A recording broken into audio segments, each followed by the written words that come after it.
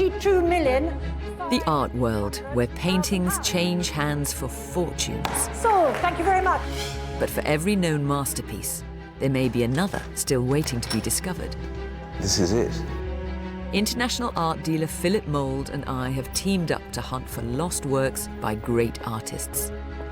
We use old-fashioned detective work and state-of-the-art science to get to the truth. Science can enable us to see beyond the human eye. Ta-da! Oh, wow. Every case is packed with surprise and intrigue. Is it? Or isn't it a Freud then? But not every painting is quite what it seems. It's a journey that can end in joy. This is definitely by Paul de la Roche. Or bitter disappointment. I can't cope with this roller coaster. What a nightmare. In this episode, we're taking on one of the most important cases we've ever faced. Can we prove that this beautiful English landscape is a work of national importance? That's it. Yeah. There on the wall. A lost masterpiece by John Constable, and quite possibly an alternative view of his greatest work, the Haywain. I feel I've just walked into the most famous landscape painting of all time. It's a journey that takes us from Constable country to Los Angeles on the trail of a painting with a colourful past. I now know who owned your picture. Wow. You've got a name?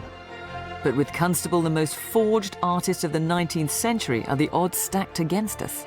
So 2 artists at work rather than 1. That sounds like a problem.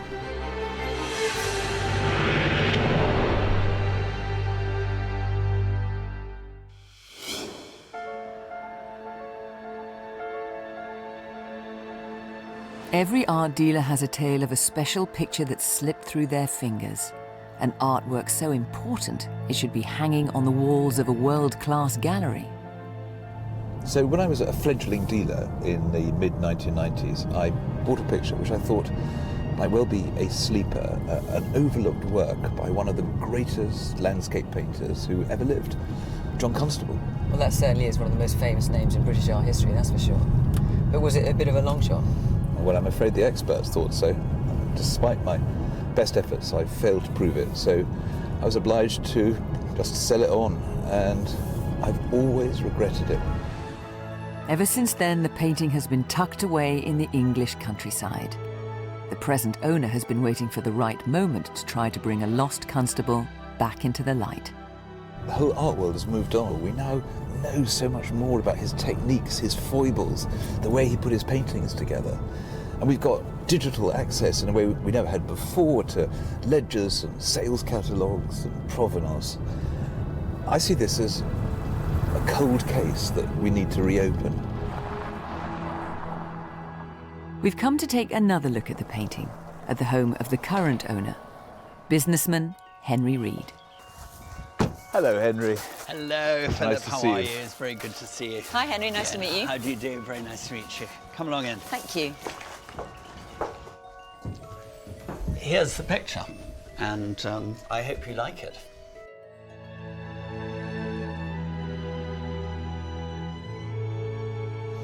That is really lovely.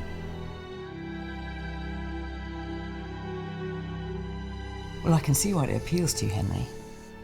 And I can see why it caught your eye, because that is one of the most famous scenes in British art. Absolutely. This is Willie Lott's cottage on the banks of the River Stour in Suffolk. This is the very same subject that Constable depicted in his most famous painting, the Haywain. The Haywain is Constable's most celebrated work. It hangs in pride of place at the National Gallery in London and is one of Britain's best-loved pictures. Born in 1776, John Constable is one of the leading lights of British landscape painting. Famed for his idyllic pictures of the English countryside, he was an innovator who captured the natural world with fresh vitality. Painted in 1821, the Haywain was the picture that made Constable's name, and I sold Henry the dream that this unattributed work might be an alternative view of his most famous landscape. When did you buy the picture, Henry? I bought the picture in 2000. I bought it off Philip, but I'd bought art off Philip before. I really liked the painting. I thought it was fantastic. It was a beautiful scene. It was beautifully painted, and I loved it. As simple as that. How much did you pay for it from Philip? I paid $35,000, which is a lot of money. For a painting you don't know if it's genuine or not? Correct. Having said that, I had Philip's conviction behind me. So no pressure on you then, Philip? Well, I had a conviction, a dream that it was possibly right, and I got you to buy into that, didn't I? Really? Yeah, very much so. My history with the picture goes back to 1995, when I was an up-and-coming art dealer, trawling the sales for possible sleepers. It was described as a circle of John Constable, very, very vague. Estimate £2,000 to £3,000. I ended up buying it for £10,000 and tried to prove that it was right.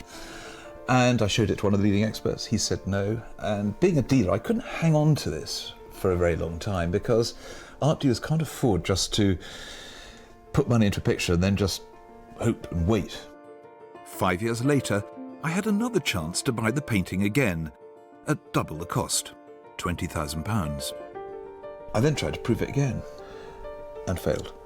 And that's when Henry came in to the picture.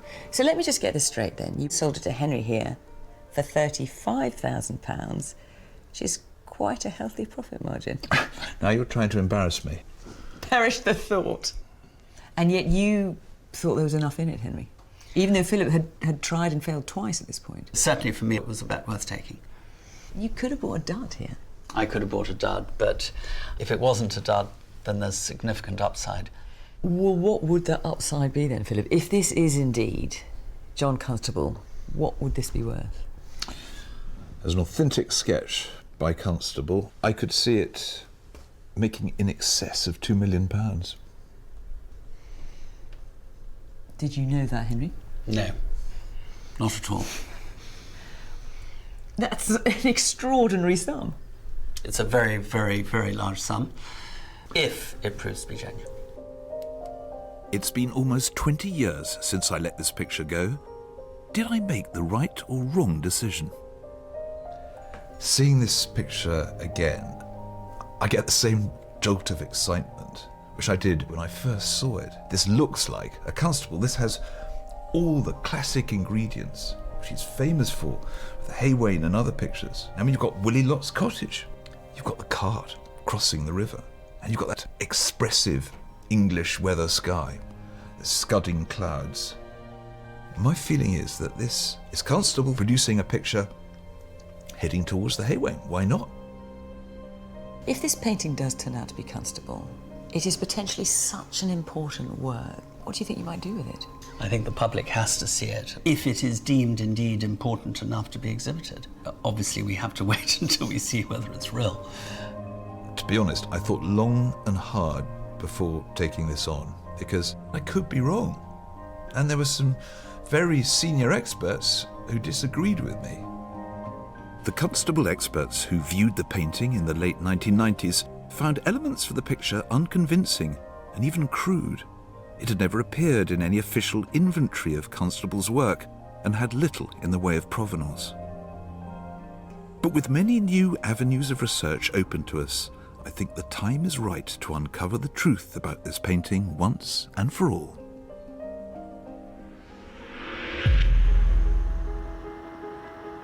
I think Henry's picture deserves one last chance, a final big push to try and prove that it could be a lost piece of British art history.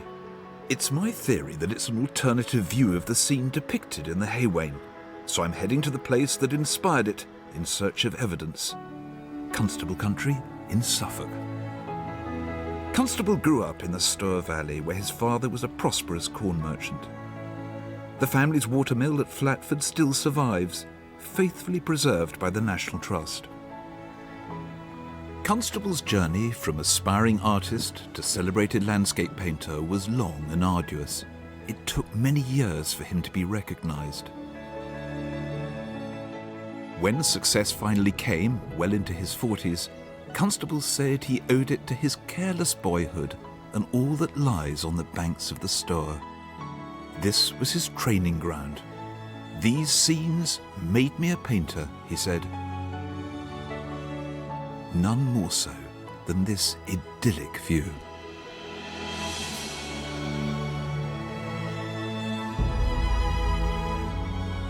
feel I've just walked into the most famous landscape painting of all time.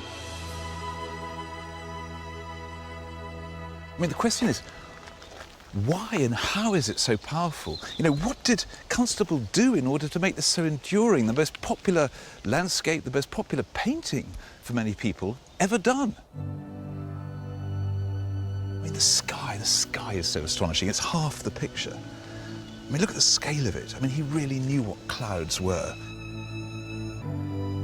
And then your eye goes down to the middle of the river, to the hay cart, to the hay wain.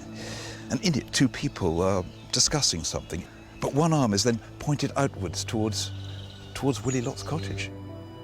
This wonderful sort of dwelling in the middle of the countryside, enfolded by nature and by these trees.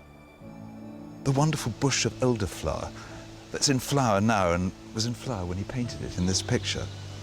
I mean, that is the authority of an eyewitness account. This is someone who's been here, who's grown up here.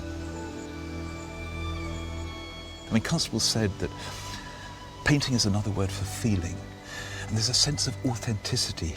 It's a portrait of Constable himself, of his childhood, of all these things around here that he'd encountered, that he'd studied, that he'd collected with his eye. And it's amalgamated in this epic composition. And to think, Henry's picture could be part of the genesis of this great work.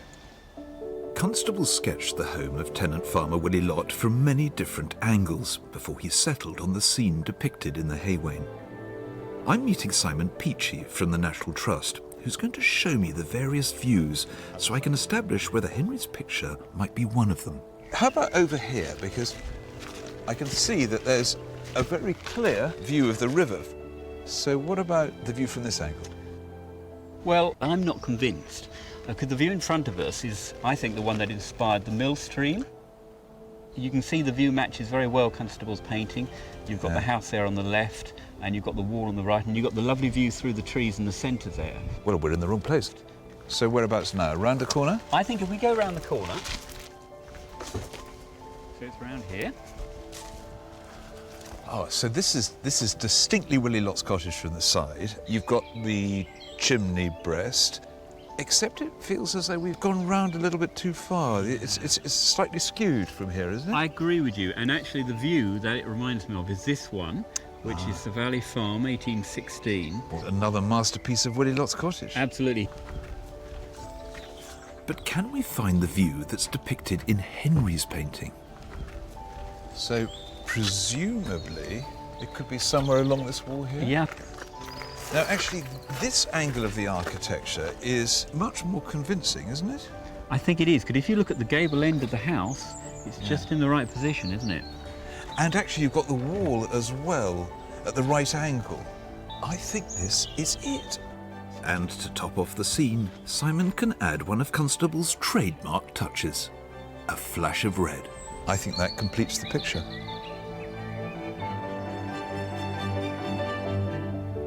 So we've found that the view depicted in Henry's picture does indeed match up with one at Flatford Mill. But what about the provenance of Henry's picture, its previous owners?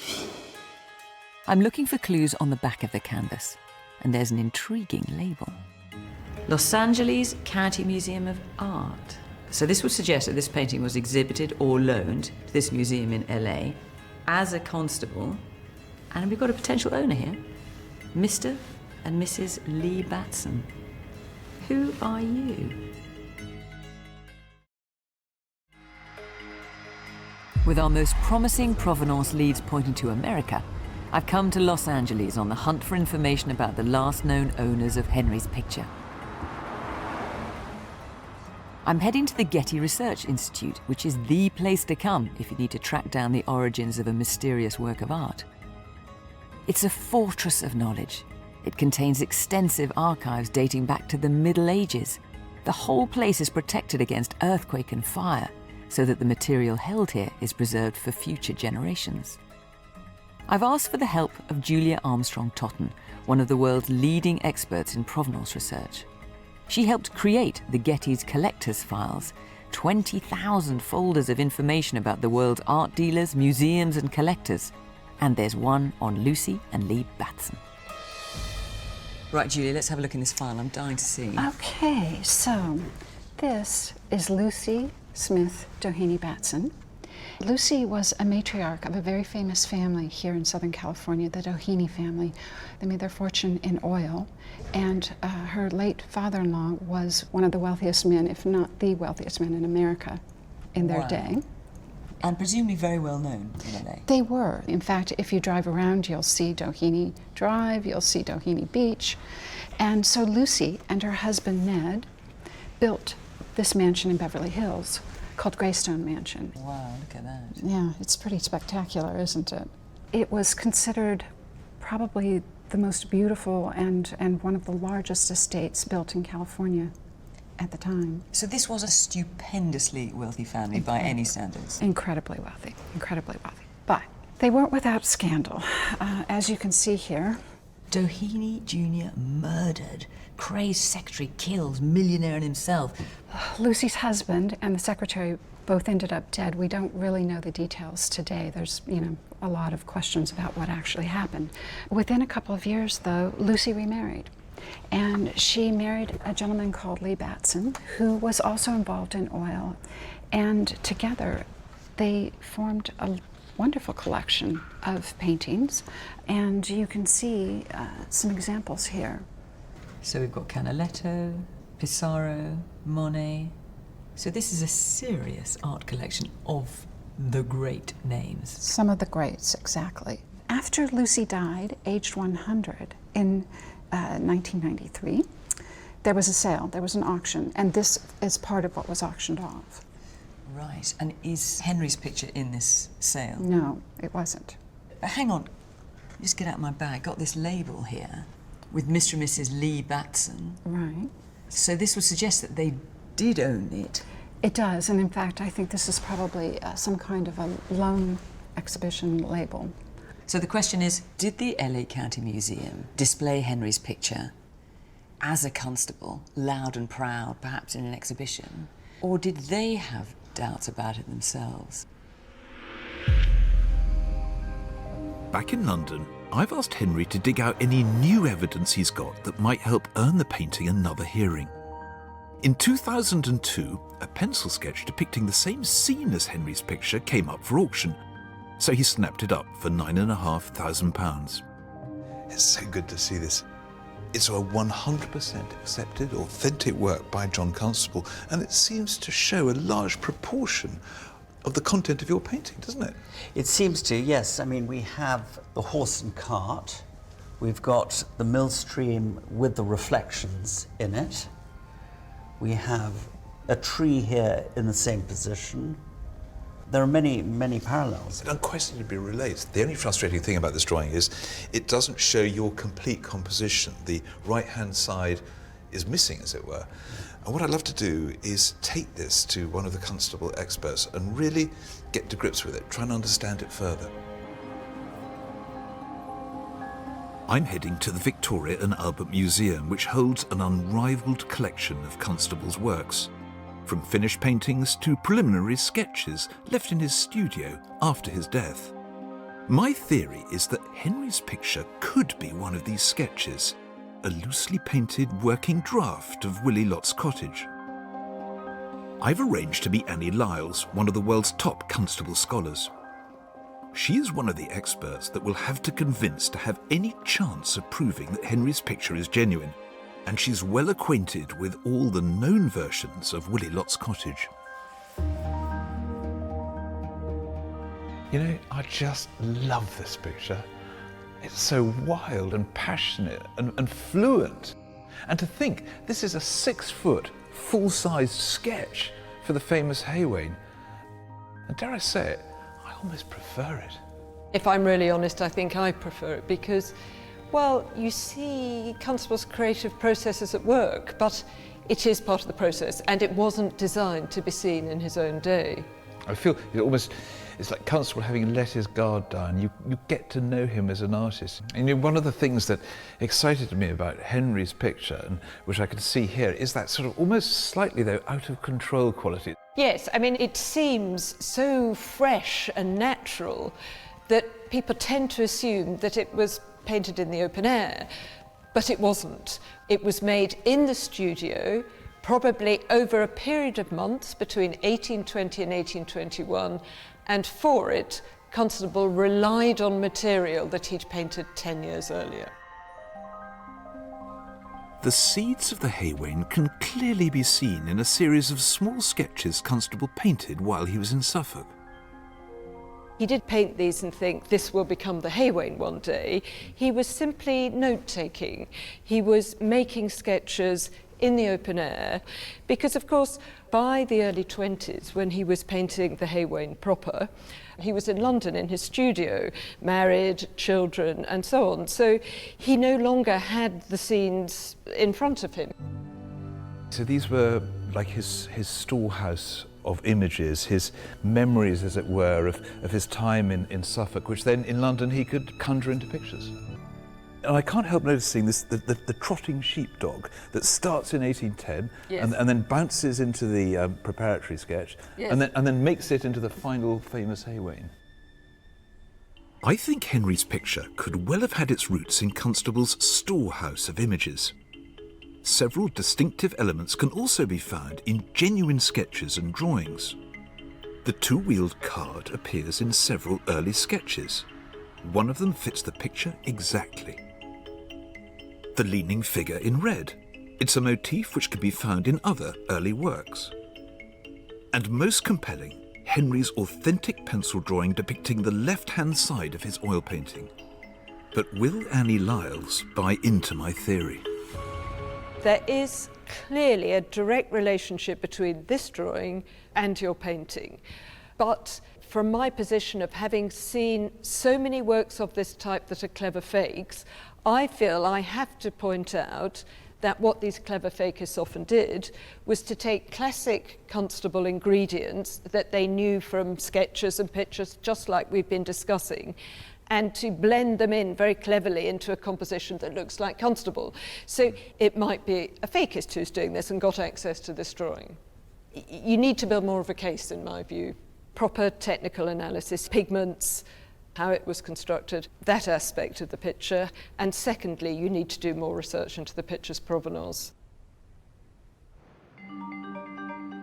It's clear Annie will take some convincing.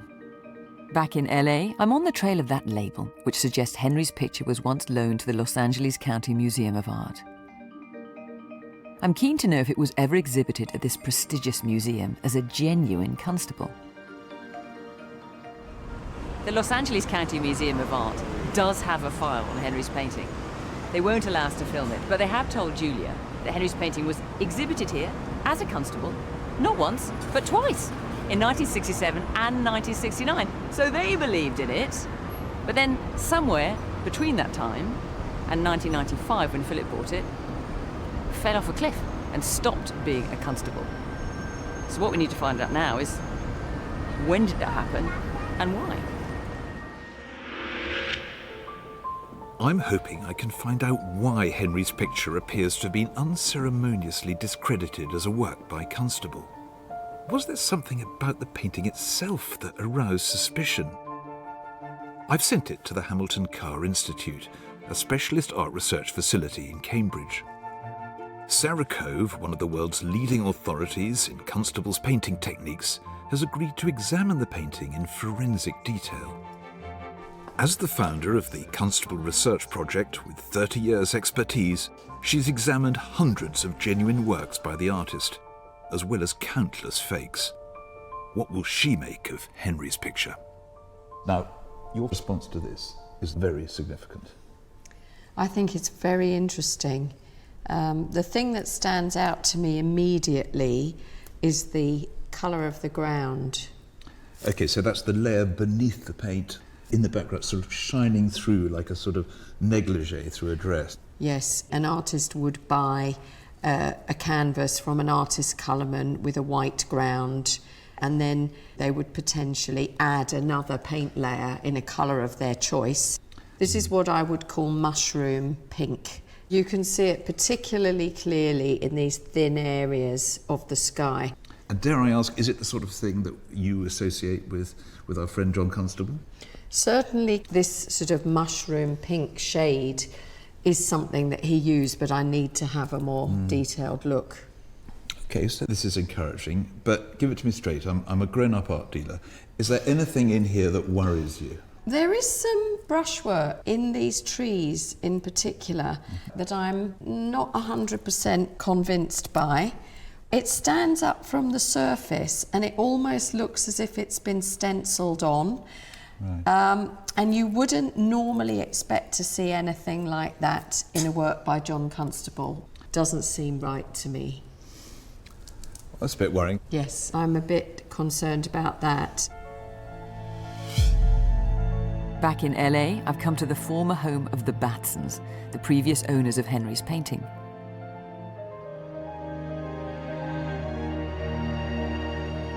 This is Greystone Mansion, perched high in Beverly Hills.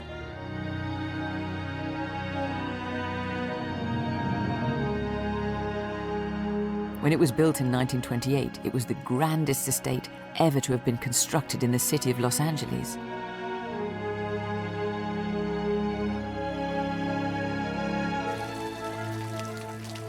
I'm hoping to find out more about Henry's painting. Where did the Batsons acquire it? And why did it fall from grace, stripped of the name Constable? I'm meeting Lucy Batson's family, who've agreed to share what they know. Peter and Will, it's lovely to meet you here at Greystone, in the home of your grandmother by marriage, Lucy Batson. Tell me a bit about her. What was she like? Well, she smoked till she was 100 and drank, so. I think she was very strong woman. Very strong. A bit scary, but very interesting. We all used to call her Sweetheart, and you might wonder why that was. Most of us felt it was a huge misnomer, because she was quite the opposite. What can you tell me about the painting? Well, I can tell you that we found a photograph of it hanging in their next house. That's it? Yeah. There on the wall. It's wonderful to see Henry's picture once hanging proudly as a genuine Constable. But where did it come from? So how did she buy her art? Majority of it was purchased in the, I guess, in the late 50s. And that's how, in going through Mr. Batson's diaries, that's how we found the entry, which tells us about the purchase of the painting. Oh, wow. Yeah. And this is 1957. European trip. Went to see Mr. Dudley Tooth at Arthur Tooth and Sons. Now, Arthur Tooth, very well-known dealer at the time in London, very respected dealer. Bought a Constable and a Monet. And so that, as far as you're aware, is the Constable that was hanging in that photograph? Correct. How interesting. Well, that's just brilliant. Yeah. With this reference to Arthur Tooth, which obviously we'll check out, this takes us back 10 years further into the past in terms of our knowledge about the painting. Right. Okay. We'd taken it back as far as 1967. Now we're back at 1957. This is an intriguing new provenance lead, which I need to investigate. But there's another mystery I'm also hoping to solve. How did the picture come to be rejected by the art world? Do you know what happened to the painting? Well, after her death, all of the artwork was consigned to auction. And most of the paintings, Impressionist paintings certainly, were going to be sold in New York, but it was recommended that this particular picture be sold in London. And upon the experts in London looking at the painting, there was a strong feeling that it was not by Constable's hand, and they were going to re-attribute the picture to a circle of Constable. So this is the moment then when the painting ceased officially to be a Constable? Correct. I mean, what was the reaction in the family? What was your reaction? Well, the reaction was, okay, so send it back. But somehow they got lost in the in the Pony Express, and they sold the painting. It got sold? Yeah. Yes. So you never saw it again? Never saw it again. Wow. How will you feel if we do manage to prove it's a John Constable? I think we'd probably be very happy for the current owner. We would, yeah. And also prove that our grandmother was right, too. Sweetheart knew what she was doing. Yeah, exactly. I'm following this exciting new paper trail back to London. After checking the archives, I've some news for Henry. Now, Henry, take a look at this to begin with. Oh, wow, there it is. There is your picture. Unquestionably, isn't it? Isn't that marvellous? But moreover, Lee Batson was a prolific diary writer. And look at this name, Arthur Tooth and Sons, and he writes, bought a constable. Is the constable your constable? Yes, it is, because we checked Arthur Tooth's archives. Here we are, Willie Lott's cottage, sold to Lee Batson, 1957. The Arthur Tooth records show that in 1957, Henry's painting was sold as a 100% authentic work by John Constable. Some 30 years later, though, the world's leading Constable experts had instead concluded it was a fake, most likely the work of one of the artist's many imitators. The problem is, Henry, we've entered shark-infested waters now in the art world. Constable is one of the most faked artists of the 19th century. Look, have a look at these two pictures. Which one do you think is by Constable? Ooh, how long do I have? Well, I like a challenge. What do you think, Henry? I'm going to let you decide. I would have said that one. You are correct, but look how close that other one, which is a pastiche, in other words, based on this famous painting, The Cornfield, but with a few motifs from other pictures, like the rainbow and the church. You can see how difficult it is. Yeah. Okay, but have a look at these three. Oh my goodness. Now, one of them is right, two are not. In my opinion, it's between these two, and on balance, I would go for the one on the far right. Congratulations, Henry. I salute your eye. You're right. That is the genuine Constable. Oh, well done, Henry. Bit of luck. Well, because that one's a shocker, isn't it? The one you nearly but I went thought for. that was a bad photograph. So the one in the middle is a pastiche, another one of those works based on a famous painting by Constable, and the one at the end is in fact nothing more than a duplicitous fake. It was published in 1905 as a real Constable. The point is, though, Henry, we've entered a nightmare for us in the art world, and with any luck, forensics will pick up whether another hand has been at work with your picture. Back at the Hamilton Carr Institute, I'm hoping thorough technical analysis might provide clearer evidence of whether Henry's picture is the work of Constable or a forger.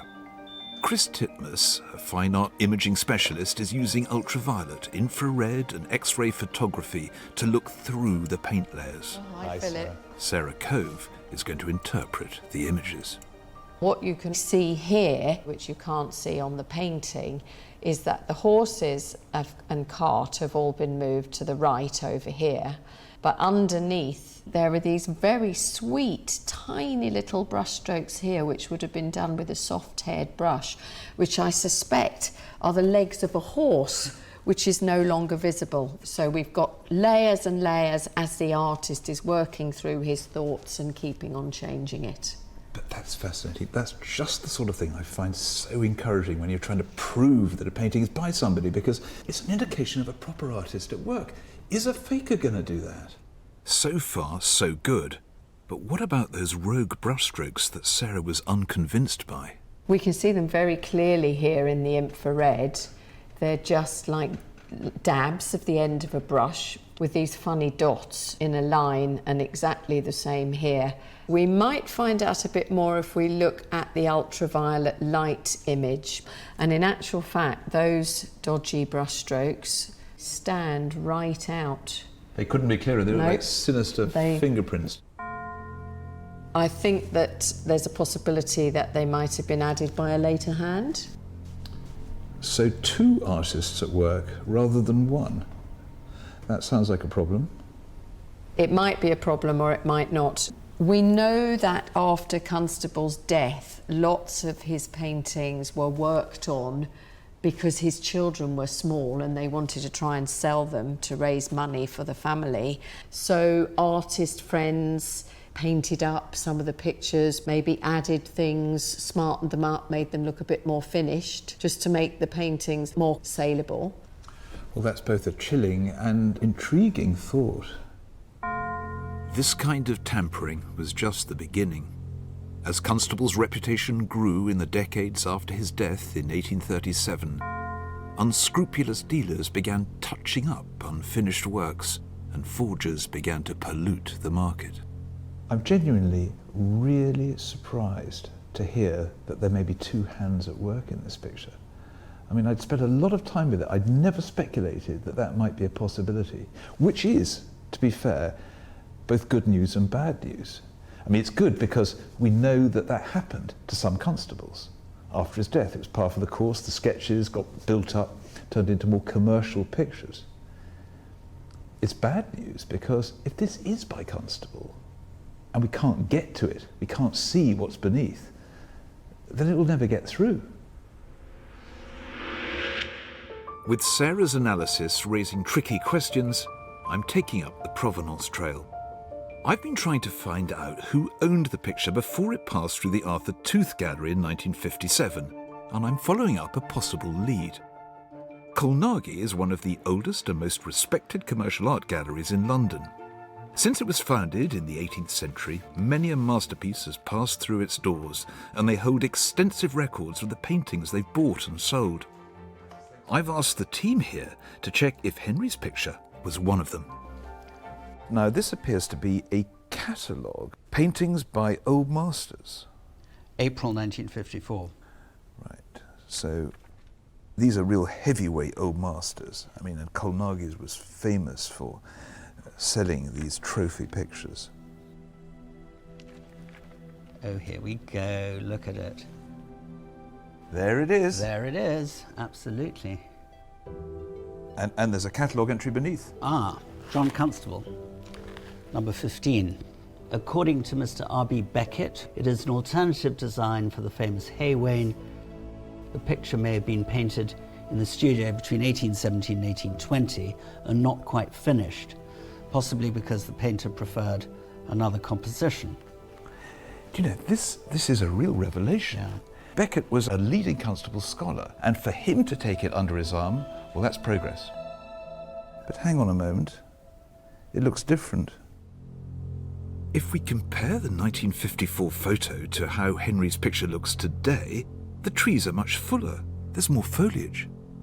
It would appear that your picture had been overpainted in some way. It had been enhanced. Someone had clearly tried to turn your sketch into a slightly fuller picture, and this is the evidence. But at some time afterwards, somebody has taken the overpaint off. So this was a period in which it looked like a different painting. It's clear to see that Henry's painting still bears the scars of this botched makeover. Could this have influenced the opinion of the experts who viewed it in the 1990s and deemed it a fake? We need to delve deeper into the painting's past to find out just where Colnaghi acquired it. So here we have the artist on the left here. John Constable, Willie Lott's Cottage, collection of Mrs. Smith, St. Andrews, Priest's Lane, Shenfield, which must be in Essex. I mean, look, that is utterly wonderful. This is a name and address of a Mrs. Smith who owned your picture before it was at Colnaghi's. It's very, very exciting. And I sort of wonder who Mrs. Smith is. I mean, she was clearly an art collector and had very good taste, in my opinion. I'm taking up the search for the mysterious Mrs. Smith, starting with burial records at the parish church in Shenfield, where she's listed as Clarice Emma Smith. She was married to a ship's broker called Alfred Harris Smith. But where did they acquire Henry's painting? I've been scouring newspaper archives for any mention of a Constable picture called Willie Lott's Cottage. I've unearthed a reference to one in a sale at Puttick and Simpson auctioneers in 1930. Could it be Henry's picture? The British Library holds an extensive collection of historic auction catalogues, and an archivist has searched out the records of Puttick and Simpson. So here's the catalogue. Puttick and Simpson, May 28th, 1930. And what's brilliant is we've got the auctioneer's set here. So these are the detailed notes that any auctioneer will take of the sale, who's buying, who's selling, the price that's been paid. So, Willie Lott's Cottage. Here we go, Willie Lott's Cottage. But to be sure this is Henry's picture, we need to find out who bought it. Not there. Got it. Got it. Here we go. A.H. Smith. That's got to be Alfred Harris Smith. The coincidence would just be too great. But who was selling it? Henry's painting, which we know was once owned by Alfred Harris Smith and Clara Smith, was, before that, owned by none other than the Right Honourable Lord Dewar, formerly of Savoy Court, London. And he sounds to me sufficiently grand to have owned a Constable.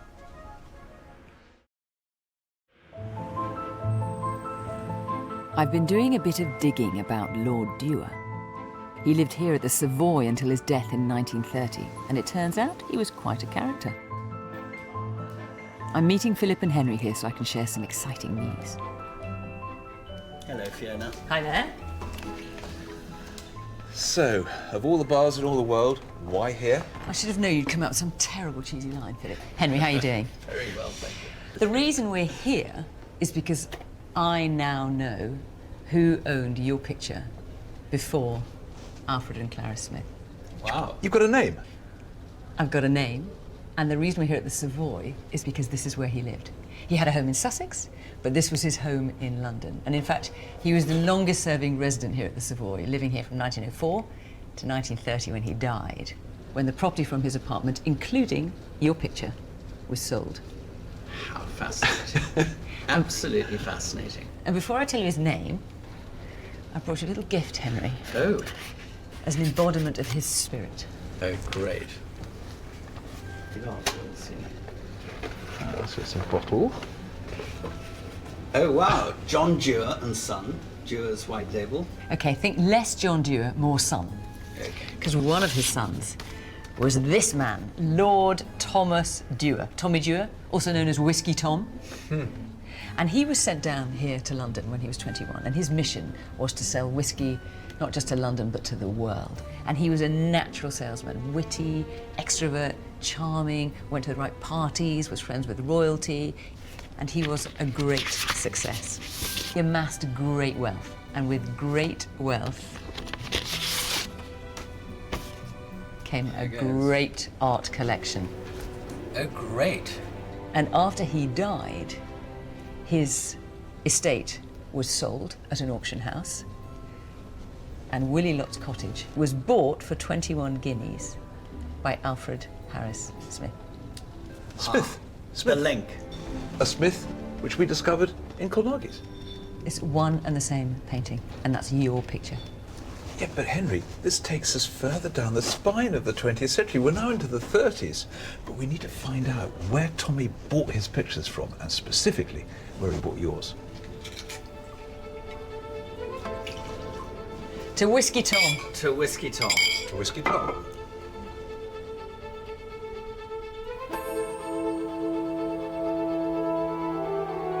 We're on our way to Perthshire in search of Whiskey Tom. I want to find out more about Tommy Dewar and his art collection, and crucially, where he acquired Henry's picture.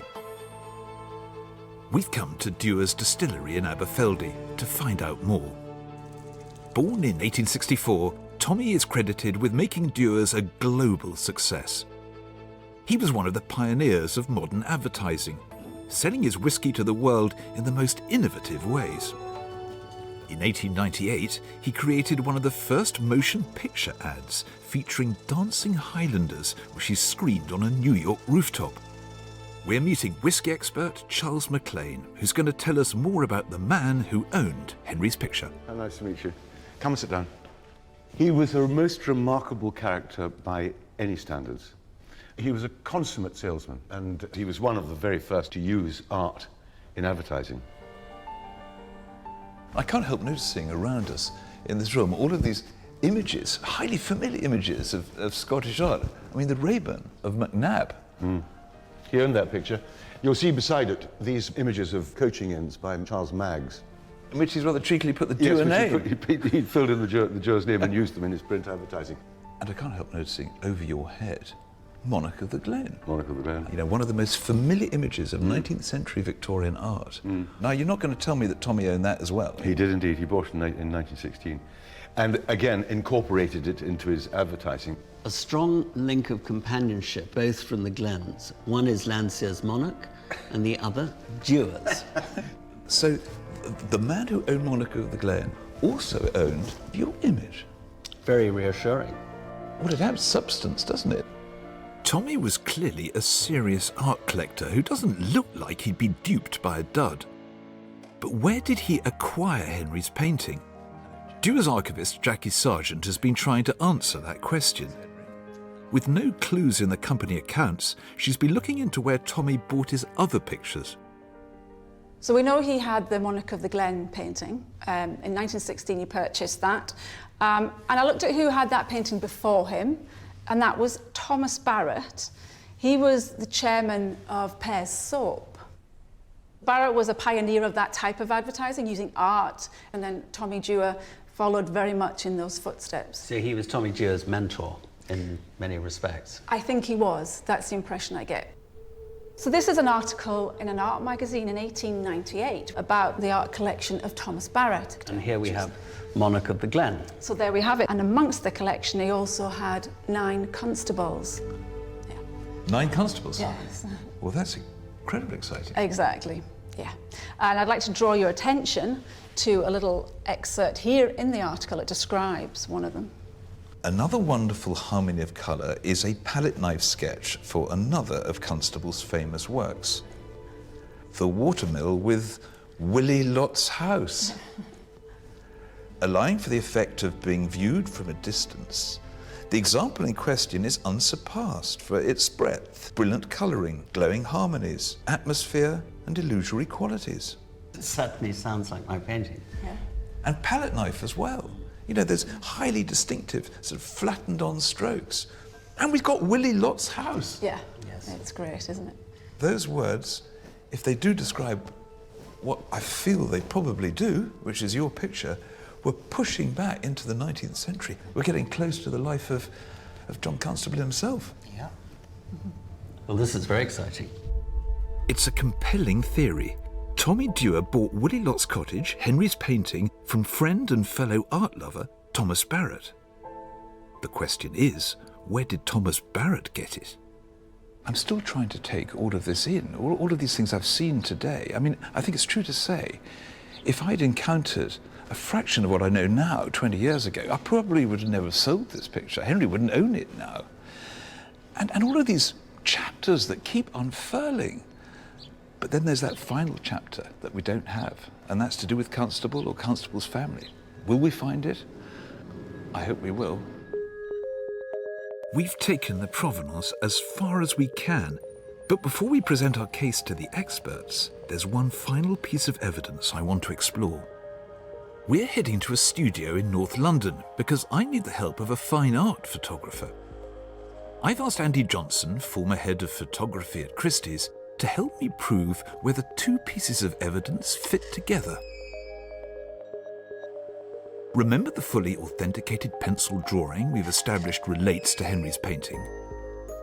Executed by Constable in 1809, this tiny sketch of Willie Lott's cottage depicts the left-hand part of the composition. You can see it's matching the painting quite perfectly. Wow, that's great, isn't it? When you superimpose one over the other. Constable's pencil sketch matches up with Henry's picture, but the right-hand side of the composition is missing. I think I've found that missing link. Searching through all recorded sketches by Constable, I've chanced upon another drawing of Willie Lott's cottage, dated 1816. It's held in a museum in Marseille, and they've sent me a digital image. Okay, Andy, can you manoeuvre the Marseille drawing to the right of our drawing to show how they might fit? Fading. Interesting. Can you crop the Marseille drawing in the upper roof area so that we can see the other drawing beneath?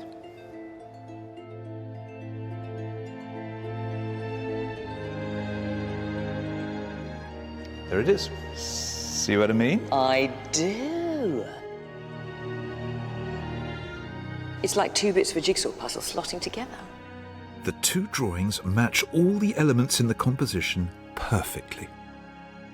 So we've got that full billowing foliage into which Willie Lott's cottage nestles. And then, I love this bit, bottom right-hand corner, sharp right angle. Do you see? The parapet, okay, there's a figure on it in Henry's sketch, but that's a really distinct compositional addition. It's bringing in, you know, one of the very few hard edges in the picture. I believe these two pencil drawings are what Constable would have used to create Henry's picture. Just sounding a slightly sceptical note for a moment, and this is tremendously exciting, but is it possible that a faker could have seen these sketches, put them together, and created Henry's painting? Is that possible? Well, apart from being the characteristic killjoy that you often are in moments like this, because I reckon this is great progress. Yes, I see where you're coming from, but let's just think about it. These drawings, once in Constable's studio, have been separated for over a century.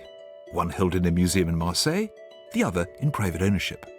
The chances of them both coming together, being accessible to someone who wanted to create a pastiche, an amalgam that looked like Constable, I mean, the chances are so slim. Sure. With this evidence, surely now we're in a position to take Henry's painting and what we found to the experts. I think we're as ready as we ever will be. But having failed twice in the past to convince Constable scholars this picture is genuine, have we done enough? Annie Lyles and Sarah Cove are two of the world's foremost Constable experts, and it's their opinion that the art market seeks when it comes to authenticating works believed to be by John Constable. They've been reviewing all the evidence and examining the picture in detail as they weigh up their final decision. I have to admit to being unusually nervous at this point, but we have found more than I ever dared hope for. We've managed to establish the view that was painted. I mean, we've pretty well stood there. It's next to where the Haywain was done. We've looked into the painting physically. We found changes of mind. Now, that's not the sort of thing you would expect from a forger. We have now discovered not one but two drawings that relate to this composition in just the sort of way that Constable worked. But with all of this evidence, I can't bear the thought that I might fail again. I think this is one of the strongest provenance trails we've ever had. Unbroken back 120 years. From the fabulously wealthy Batsons in Los Angeles, preceded by whiskey baron Tommy Dewar, and before that, Thomas Barrett, the Constable collector. It's a stellar cast of owners. What we haven't managed to do, though, is take the painting back to Constable himself or to his family. So I hope it's enough. Henry is on his way to the gallery, and we're all about to discover whether his painting has been accepted as a genuine work by John Constable. Hi, Henry. Hello, Henry. Hello. Hello. So, Judgment Day. Have I been a complete fool? Hopefully not. Like walking into the headmaster's office. Well, if this is accepted as a fully authentic work by John Constable, by Annie Lyles and Sarah Cove, I have no doubt that on that basis there will be collectors and museums out there who consider paying in excess of £2 million on this painting. And you paid? 35,000. And it's not just the value, it's historical significance as well. It would be extraordinarily important if we could prove that this sketch went into the thinking behind one of the most famous landscapes ever painted, the Haywain. It will be hugely interesting and significant in so many ways. Not much at stake. It's the moment of truth. Annie and Sarah are ready to give their verdict. Hello. Hi, Annie and Sarah. We are on tenterhooks here. Have you reached a verdict? We have. We've reviewed all the evidence and we've come to a decision. And in our opinion, it is indeed a genuine, authentic, compositional sketch by John Constable. Oh, brilliant, brilliant. Very good. Oh, great. Very, very wonderful news. Very good news. Bit of a relief. Yeah, this is very good news. Yeah. I'm thrilled. I've always loved the painting, but I had the uncertainty as well. So a lost landscape by John Constable has at last been restored to its rightful place. But I've got to ask you, what was it that persuaded you? I mean, I've tried twice to do that, admittedly a long time ago, but what did it this time? I thought if it was by Constable, it would be around about 1820, and absolutely everything is there that you would expect to find in a Constable of that date. We know that at some point it was overpainted, but most of that's been removed now, and the small bits that are left don't affect the attribution at all. What persuaded you, Annie? One of the most important things in relation to persuading me finally was those related sketches. But also, the provenance chain is so convincing. You go backwards in time to Thomas Barrett, and actually I have an extra piece of evidence for you. I've discovered in a sale catalogue, Christie's 1874, that one Barrett, and I think we can assume very safely that that's Thomas Barrett, bought a Constable submitted for sale by Lionel Constable, Constable's son, described as a sketch for the Valley Farm, which, in my opinion, is almost sure to be this. Wow. What do you make of that, Henry? That's incredible. Fantastic, fantastic. It's very rare to find it so neatly going all the way back in that unbroken chain. Knowing what we know now then, how important would you say this painting is? It's very important indeed. I'm staggered. It's fabulous. So what will you do with this painting now, Henry? Well, it needs to be displayed. So the public can enjoy it as well? Absolutely. What a brilliant result. I mean, how often does that happen, that we're able to take a painting all the way back to the brush of the artist himself? And you must feel vindicated. Well, perhaps I wasn't deluded after all. I mean, it began to feel like that. I'm so thrilled for Henry, but also for John Constable. We've added another painting to the canon of one of the best-loved landscape painters of all time. If you think you have an undiscovered masterpiece or other precious object, contact us at bbc.co.uk/fakeorfortune.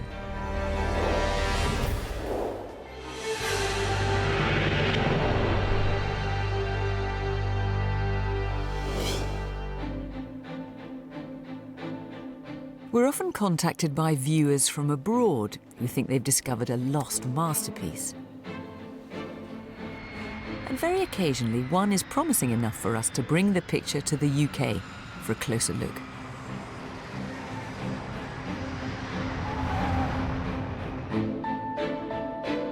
One such special delivery has travelled over 9,000 miles from Australia.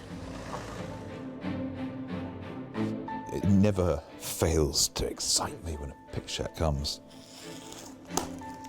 That sense of anticipation is one of the fun things about being an art dealer.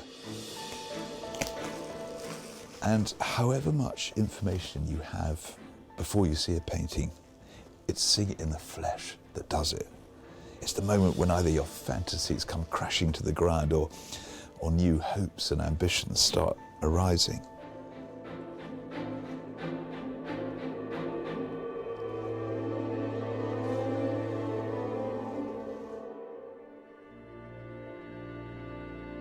On first impressions, this looks like one of those intriguingly evocative 19th century paintings, and it's titled Rejected. This is exactly the sort of picture with which I'm familiar. It's a Victorian genre painting.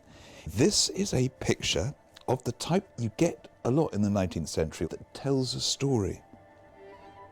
So this is an artist, it appears. It's in a studio, you've got all the props. In the bottom right-hand corner is an easel. There he is, looking at something that's been rejected, presumably his own work of art. That clearly is a painting that, for some reason, has failed to get into an exhibition. They've thought about it and told him, sorry mate, you're not good enough. We don't like it. And then you've got that really poignant way that his wife is looking up, only just one eye, you can only just make it out with a look of sympathy and empathy. Feels to me like a proper painting. It feels to me high quality, ambitious, and what's also very clear is that This picture is signed Tom Roberts, it says. Could it be that this is a work by the Tom Roberts? A British-born painter who is now considered one of the greatest artists to have worked in Australia. Born in Dorset in 1856, Roberts emigrated down under with his family in 1869. By the start of the 20th century, his ambitious depictions of working life in the outback led to him being dubbed the father of Australian Impressionism. He was also an accomplished painter of interior scenes, such as this picture, The Sculptor's Studio. Today, his works take pride of place in Australia's museums, and they are highly sought by collectors. And this engaging scene could be worth as much as £200,000.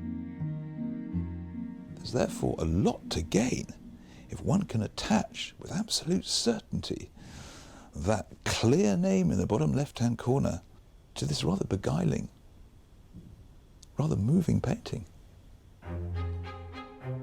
It's undoubtedly a beautiful work, but the owners have contacted us because questions have been raised about its authenticity, and they need our help. Joe and Rosanna Natoli live in Queensland, Australia. The former mayor of a local council, Joe has always been a passionate art collector. But a dramatic downturn in his fortunes means he now works at a fruit and veg market. Hello, Rosanna Natoli. His wife Rosanna is a popular TV presenter on a local news show. A teenager who survived another croc attack hasn't impressed the girl he was showing off to. She says the incident was traumatic. Our shared background in television news provides an ideal way to get in touch. I've invited Philip to join me in Broadcasting House in London for a late-night satellite link-up with Joe and Rosanna. Hi, Philip. Hello there. Welcome to my domain. Well, this makes a great change from the art world. It certainly does. I'm much more comfortable here, I can tell you. Well, I've just finished reading the BBC News at 10. Joe and Rosanna have got up early to speak to us. Ah, there you Hello. are. Hello. Oh. Well, Joe and Rosanna, we're speaking to you from the BBC studio, and I gather, Rosanna, that you're a local presenter there. That's right, that's right. So I'm sitting, of course, in our studio here on the Sunshine Coast in Queensland, Australia, talking to you. It's amazing, isn't it? It's kind of surreal, actually. Well, listen, let's talk about your picture. How did you come to acquire it in the first place? Yeah, well, I was just scrolling through different auction sites, and all of a sudden I saw this name Tom Roberts come up. Joe was looking at the website of a provincial English auction house back in 2013, selling a painting listed as being by Tom Roberts, Australian, with a suggested title, Contemplation, and an initial estimate of just £60 to £100. We could tell from the photographs that it was something special, that there was something special about it, and the subject matter spoke to us, and I guess we just thought it was worth a chance. So what happened in the end? What did you end up paying for it? Well, it started off obviously at £60, and it just kept going on and on. Obviously, we weren't the only ones who thought this might be something special. No, it was very frantic, and the bidding kept going up, and it got to a point where we knew that our limit was £7,500. When that bid came in for £7,000, I took a deep breath and thought, I have one more bid. This is it. I waited patiently, and it seemed like forever. But eventually the hammer came down, we acquired the work. It was 2:10, 2:15 in the morning. I couldn't sleep waiting to tell Rosanna in the morning that we owned this Tom Roberts. Well, it's quite an act of faith, but have you actually shown it Absolutely, to a big leap of faith. yeah, well, good on you, good on you. But have you actually shown it to anybody out there, to any academics or scholars, and got an opinion? Yeah, so that's where it didn't go so well for us. No, I ended up getting this expert opinion. Unfortunately, the opinion came back negative. They basically didn't believe there was any element of the work in terms of style, subject and brushstrokes that resembled that of Tom Roberts. The expert who examined the painting felt that there were no elements that related to Tom Roberts' work of the period, and that therefore it was not likely to be authentic. After gambling £7,500 on what they thought was a dead cert, Joe and Rosanna were distraught. For a leading expert to say no means that you've given us a bit of a challenge. We're starting on a downer. We are so hopeful that you can discover some of the truth behind this fascinating painting. Oh, lovely people. Weren't they just? But what a gamble, my goodness. But, you know, just to have taken that risk alone, you know, makes me want to help them. Mm. I don't know whether it's by Tom Roberts, but I think there's enough there for us to start on a project with this. Our first step is to track the work back to the point of sale. The auction house who handled the painting agreed to pass a letter to the seller, but we received no further contact from the last owner, leaving us with no information about the picture's origins. We need to start our investigation much earlier, in late 19th century London, where Tom Roberts lived and worked. I want to find out how this city shaped the early part of the artist's career. And across town, I'm on my way to the National Gallery. As luck would have it, the gallery is staging a special exhibition devoted to Australia's Impressionists, which includes some of Tom Roberts' most famous works. If we're to prove that Joe and Rosanna's picture is a genuine work by Roberts, it's vital that we get to grips with what it is that characterises his paintings and makes them so distinctive. So I've arranged to meet Anthea Callan, one of the world's leading experts on Impressionism, with a passion for Australian art. We've got a rare opportunity to admire one of Roberts' masterpieces, a breakaway. Look at this picture. I have to say, it's deeply dramatic. Oh, absolutely, absolutely. The focus of the painting is the pioneering colonial Australian man. The whole composition is circling around him, attempting to control this crazy flock of sheep, so thirsty from drought that they're rushing to the dam, knocking the dogs for six in the process. Roberts composed this painting in 1891, only a decade before Australia became an independent country. And this work is celebrated for capturing a sense of this newly emerging nation. What it shows us is not only what the outback looked like, but actually what went on there. And this was visualizing a new national identity, which was in the process at this period of formation. And in the skillful lightness of the brushstrokes, Roberts was pioneering the same style employed by some of the most famous Impressionist painters of the period. What I love is the way that the forms of the sheep go from clarity to these shorthand blobs, just like one might see in someone like Monet. Absolutely, yeah. Some of the mark making here is remarkably like Monet. So we're talking about a new country that's hatching and a new style of art. Modern techniques, modern compositions, contemporary subjects, and Tom Roberts is out there in front. It's evident from seeing this that we're dealing with a storyteller, an artist who delights in the narration of emotion and drama. Could it be, with a different story in mind, we see those same skills in our picture? Meanwhile, we've received an email from Joe in Australia, which unexpectedly raises the stakes for our investigation. Joe explains that he feels a strong connection to the image of a rejected artist because of recent events in his own life. In 2016, 3 years after he bought the painting, Joe's business went bust. He was forced to sell their home, and the family was left bankrupt. This dramatic fall in fortunes has had a big impact on Joe's mental health, and he's since suffered from depression. I feel I've placed my family, my wife, my children in that situation. It was something that I felt totally responsible and felt terrible about. It's clear now this painting could be life-changing for Joe and Rosanna. This painting is hope. It represents the hope that we'll be able to have a home of our own again, a place to bring up our family, a place that is ours. And also, it's a chance for us to put the past behind us and move forward. So it really is so very, very important.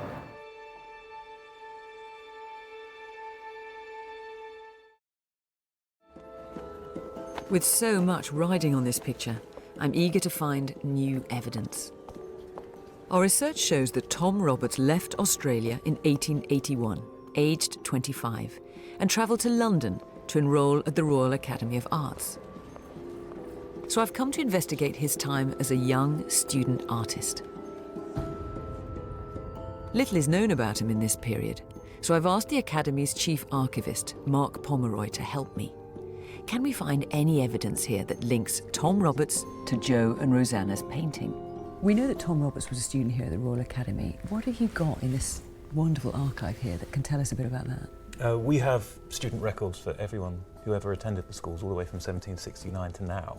And so we're in the fortunate position of being able to check basic details for every artist who ever trained here. If we just go to the entry for the R's, and if we look at the top of the page here, Yes, Roberts Tom William painting. December the 6th, 1881. So that's the date he was formally admitted a student at the Royal Academy. For Tom Roberts to come here, all the way from Australia, here to the Royal Academy, that must have been an incredible thing for him. It was a hugely ambitious step. I mean, even in the 1880s, that journey wasn't undertaken lightly. London was the capital of the world, to all intents and purposes, and the Royal Academy was regarded as the greatest art school. There were no more than 20 people a year being admitted to the schools, and so it was incredibly exclusive. And looking at the painting that we've got here, I've got it on this tablet here, would he have done a painting like this as part of his curriculum here? How did it work? No, I suspect not. The curriculum was incredibly formal, and so you'd start off copying from antique casts of sculpture. Once you'd achieved a proficiency in that, you would be allowed into the life school where you draw from the living model, and the painting schools where you would have to do several things, including copying old masters. And so at no point would you have been producing original compositions. Yes, that's right. I find that extraordinary. So you come here to learn to paint in Tom Roberts' case, but you couldn't actually paint any of your own compositions? No, that's in right. the whole 3 years? Yeah. So is there anything in here that gives you any clues that might link it to the Academy in any way? Well, I suppose one could point at the Venus de Milo there, in that was exactly the sort of classical cast that students would be expected to draw from, and it's actually singled out in the laws of the schools as being one of the few so-called mutilated sculptures that students could submit a drawing of, as long as they also submitted drawings of the missing parts. And so he would have submitted the arms, essentially, with the Venus de Milo in order to gain admission. Extraordinary. So he'd draw the Venus de Milo and then submit drawings of her arms to complete it. Could the Venus de Milo seen in our painting hint at Roberts' time here? Sadly, it appears that the painting itself could not have been a part of the syllabus. But student artists did create work in their own time and submit them for the Academy's prestigious annual exhibition. It's a new line of inquiry. Is it possible to find out if he ever exhibited it in any of the Royal Academy exhibitions here? Certainly, we've got the records, we've got the catalogues. I could check now. Would you? Certainly.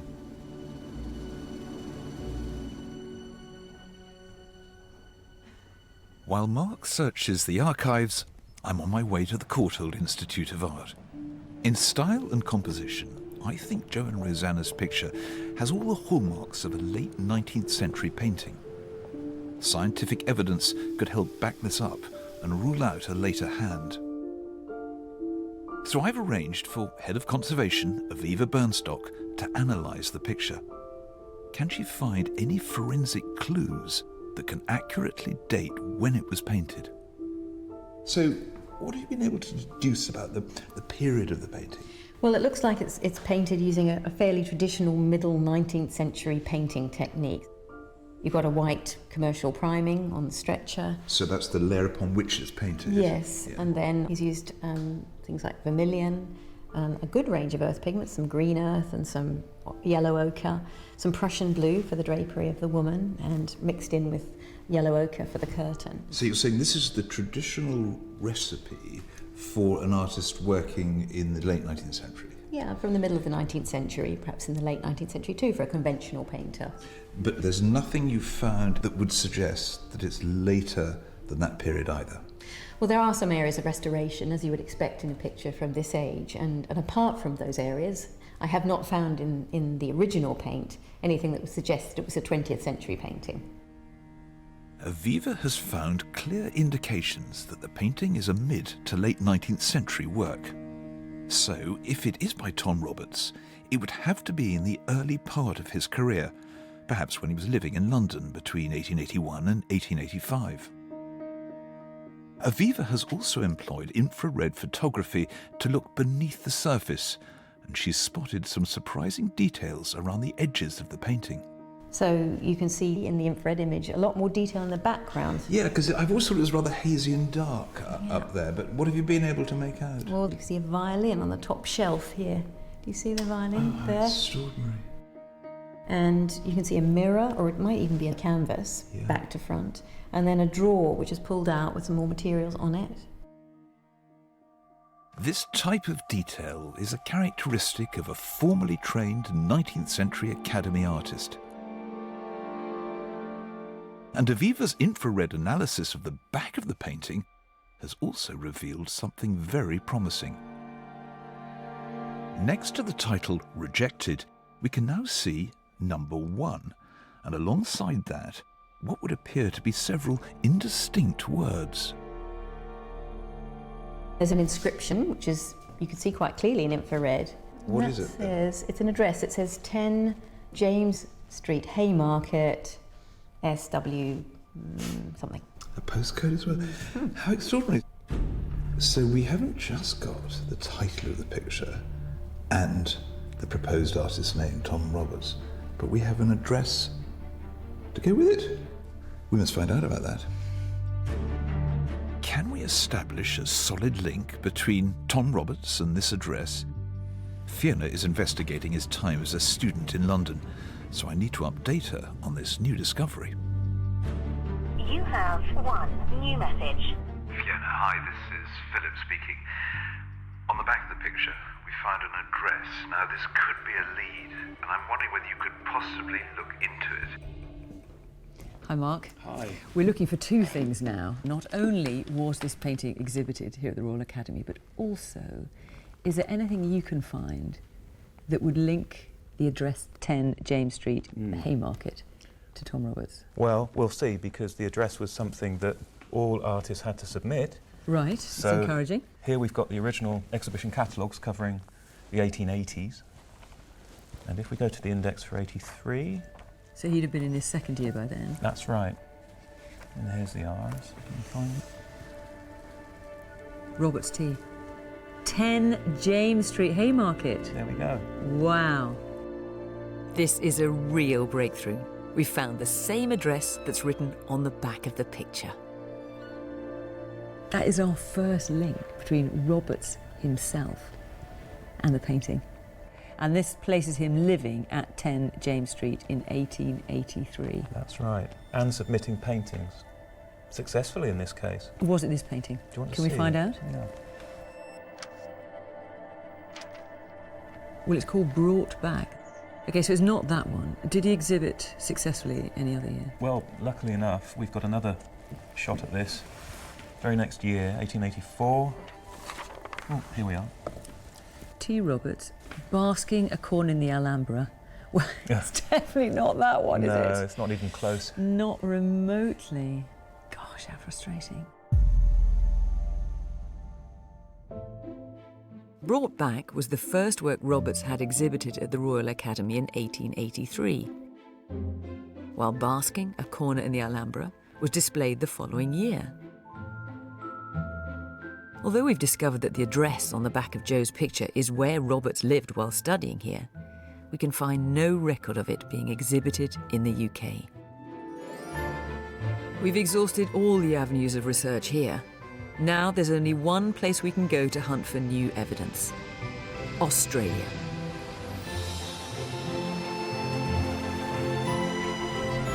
Tom Roberts returned down under in 1885, building his career and reputation here until his death in 1931. Australia is now home to important collections of his early paintings and archives, which could help us in our investigation.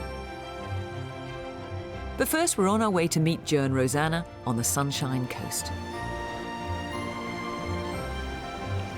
It's so wonderful to be in Australia for the first time. You know, I used to dream about this place as a kid. I used to dig holes in the garden, just hoping to pop up here. Well, I last came here 20 years ago, when I was a baby, obviously. Naturally. And how's your Aussie accent? I love the accent out here, don't you? So, g'day, welcome. Haven't quite cracked it. No, that's terrible. We're about to meet Joe and Rosanna, so definitely don't try in front of them. Being here, we really get a sense of the landscape that inspired Roberts. The incredible light, the sun-drenched colours, and the vast, almost never-ending sense of space. It was here that Roberts became an artist of great maturity and vision. If we do manage to prove this picture, we'll be filling in a missing part of the biography of one of Australia's most important artists. I know, but there are so many missing facts at this stage. I just hope Rosanna and Joe know what they're in for. As Joe and Rosanna no longer have a permanent home of their own, we've arranged to meet them at Rosanna's sister's house. And after updating them about our progress so far, the chance to talk face to face helps us understand just how difficult things have been. You've had quite a time of it in recent years. We have. We definitely have. So you started up a food business, Joe? Yeah, but unfortunately the venture didn't go so well. We had to sell our house to try and keep our business afloat. We were selling art to try and keep our business afloat, and then in February, on Valentine's Day, we had to close the business. You know, when your house is on the line, you do what you can to hope that things can turn around, and almost lost my health. I mean, my feet are still numb from the amount of hours that I worked in that business, and still see a psychologist once a month to help me. My goodness. And this woman here has been so strong. I mean, she has been the woman in that picture who has been consoling me.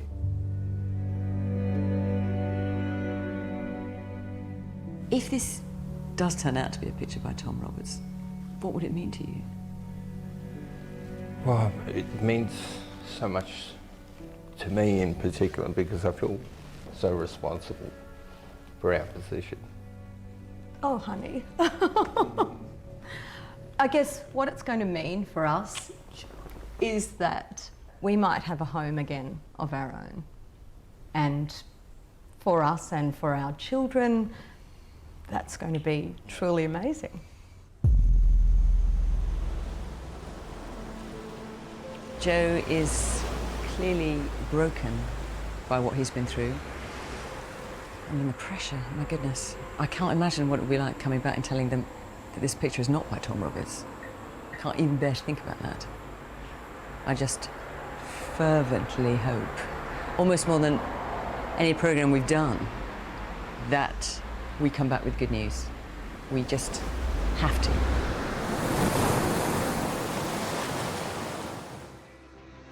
With a fresh sense of purpose, we're leaving the Sunshine Coast in search of new leads. First, we've all come to Melbourne to search for any evidence that could prove the painting is a genuine work by Tom Roberts. It was here that Roberts lived and worked for long periods after he returned from London in 1885. He led a new movement, now dubbed Australian Impressionism, exhibiting works alongside acclaimed contemporaries such as Arthur Streeton.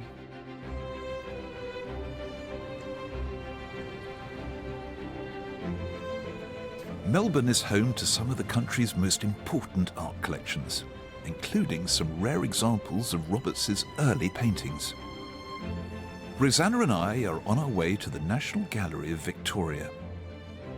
There's one particular work here that Roberts composed in the same period we think our painting was made, and I'm hoping it might display some very similar stylistic traits to Jo and Rosanna's picture. It's a portrait of one Mrs. Abrahams, the wife of a friend of Tom Roberts, painted here in Melbourne in 1888.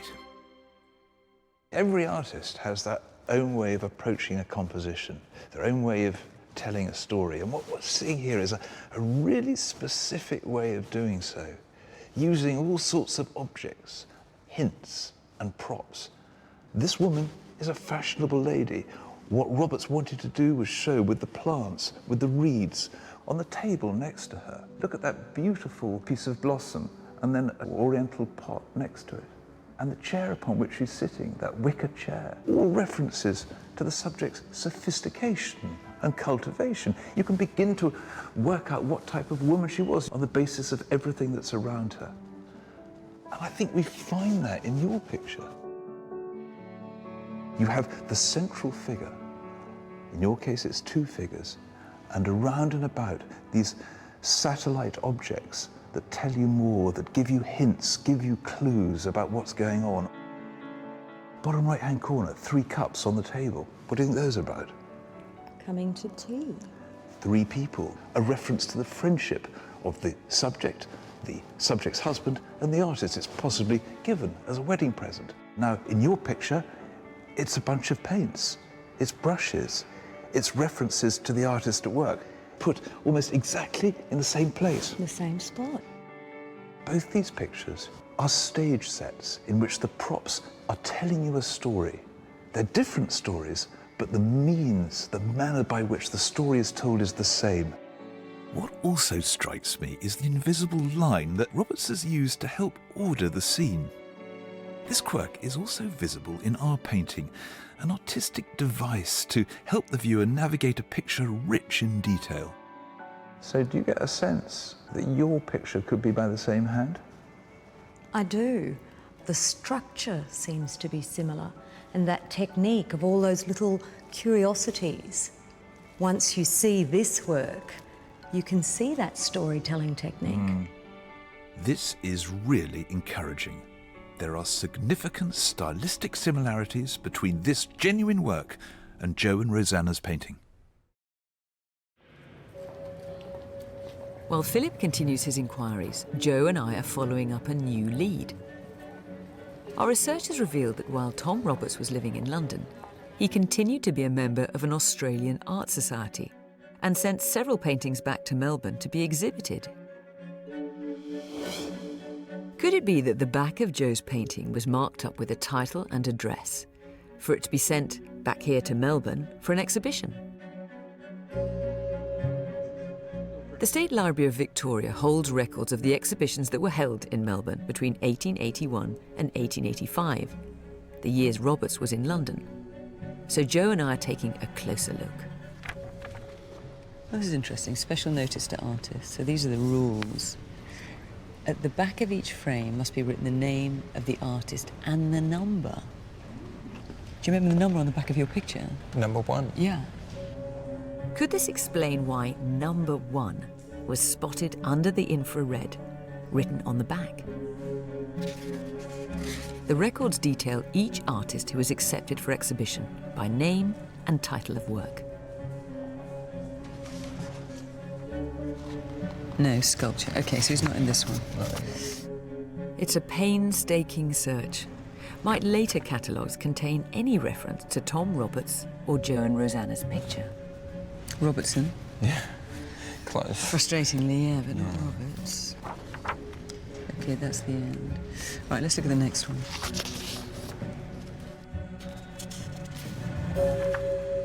There it is. Tom Roberts. Okay. Yeah. This is exciting. Now we need the title. So it's these. Chillington Churchyard, Spanish water carrier, the Thames by Westminster. So this was painted in London and sent back here for exhibition. Yeah. and that's it. Nothing else. How frustrating. Can't believe that. I was so hoping that we would find it here. It's such a mystery. Why is there a number, and yet it's not listed here? He's obviously not brought it back to Australia. With no record of a Tom Roberts painting called Number 1 rejected in the archives of the State Library of Victoria, we're faced with two options.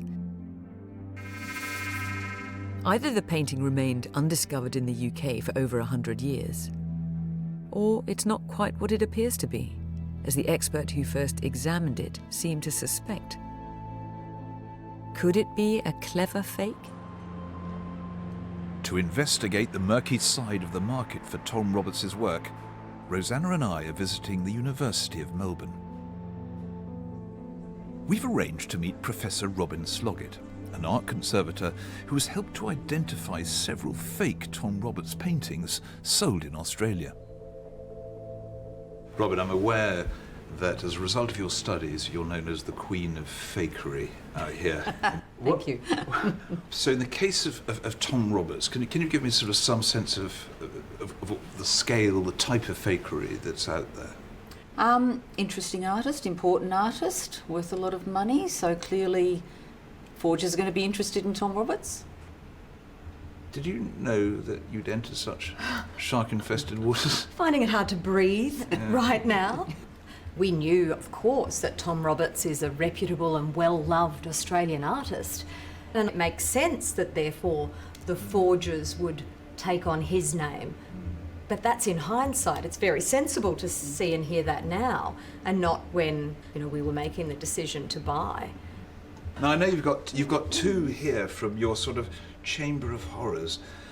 Let's look at this one. This looks, to me, like a reasonably competent picture, very much in the Roberts style. And that's what it's been created for, to look like a reasonably competent picture, not only in the Roberts style, but by Roberts. I can't help noticing those little flat-edged, impasto-filled brushstrokes in the sky. It looks a bit like yours. Well, this is terrifying. The frightening thing is how clinical it is and how malicious some people might have been along the way. That's what's frightening. This one is made by someone who's studied the techniques of Tom Roberts and then tried to make a work that someone would pay money for as if it were a Tom Roberts. And then let's look at the back. Actually, yeah, it's a bit of a giveaway, isn't it? I mean, what's interesting is this label, which has clearly been added on afterwards. Yeah. So, it screams tricked up at you.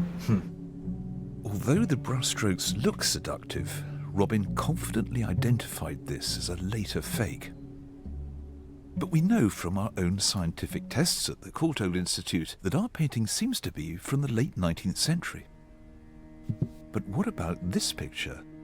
It also seems to be from the right period, but it too is a fake. I mean, it looks quite old.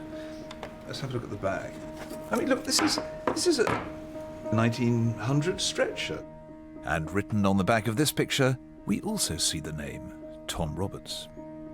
So this is an example of one that's been repurposed. It's been... Sorry, repurposed? God, I learnt a new word again today.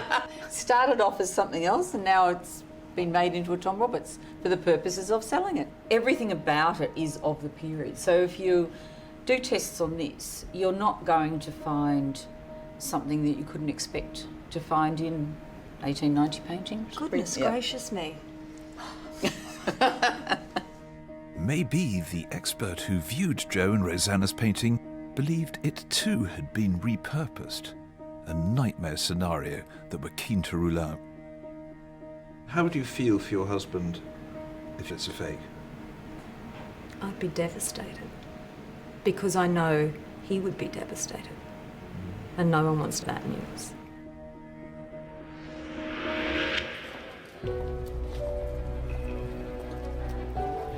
This case is now at a crucial stage for everyone involved.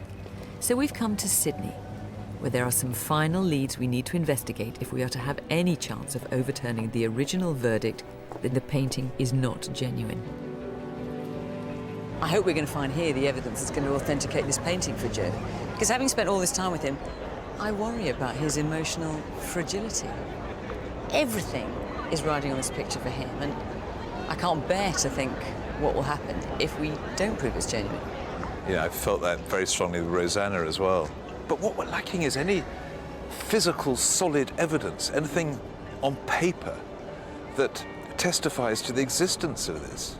I just really hope somewhere here we can lay our hands on it, because without it, we're not going to be able to authenticate this picture.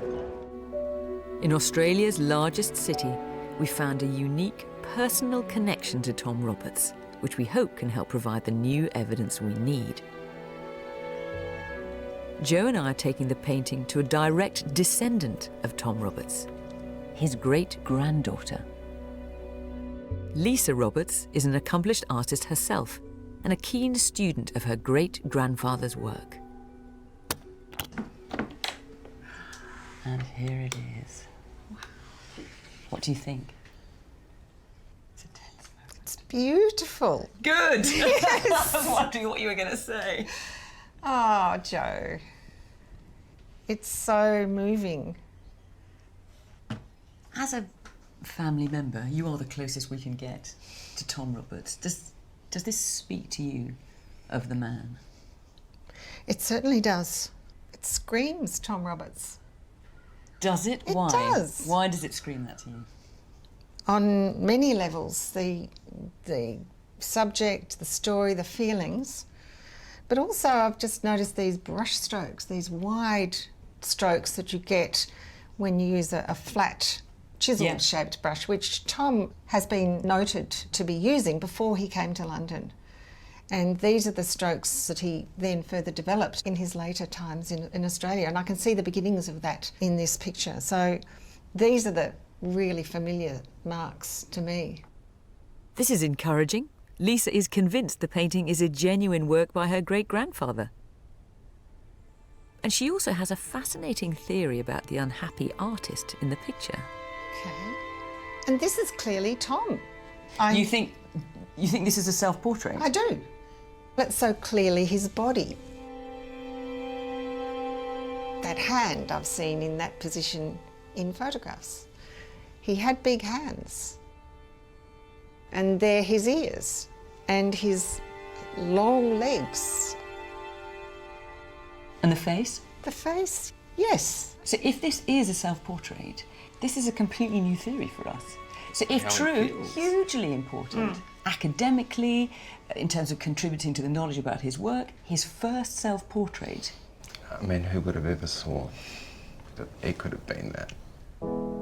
Lisa also believes she can shed some light on what motivated Tom Roberts to paint this mournful, emotional scene. His mother had remarried a man who Tom didn't approve of. And so they were estranged for a period of time. So he went to London and he got into the Royal Academy. So he was proud and he wanted to tell his mother. So he wrote her a letter. And obviously in those days it had to come by ship. It never reached her. She died in the meantime.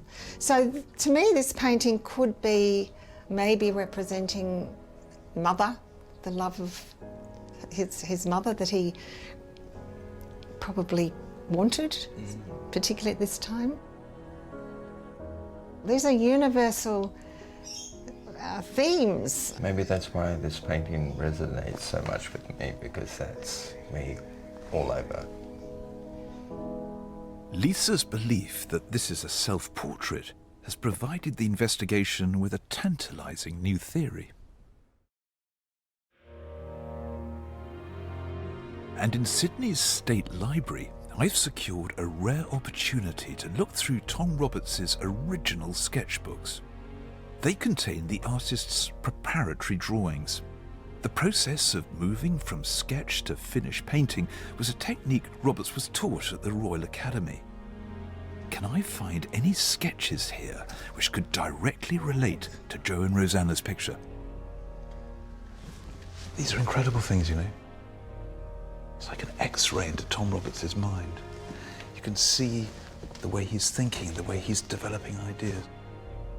You can just imagine that girl looking away in a painting, possibly street scene. One of the things that really struck me about your painting when I first saw it was that gesture of the hand on the face, like a philosopher, a thinker.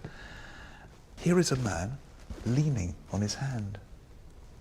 Now, okay, it's from another direction, but it gets better. Here, it's now stronger. It's more graphic. We're getting warmer. 2 sketches of a man with head in hand, just like the figure in our picture. There's one here that I'd like you to look at in particular.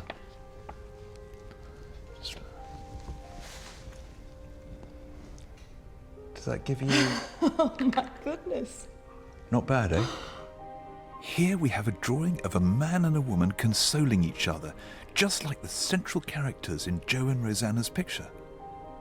The point is, we're looking into the head of Tom Roberts here. He's up to something, and what he's up to can be found deeper into the book. And here. Oh my goodness. Oh, wow.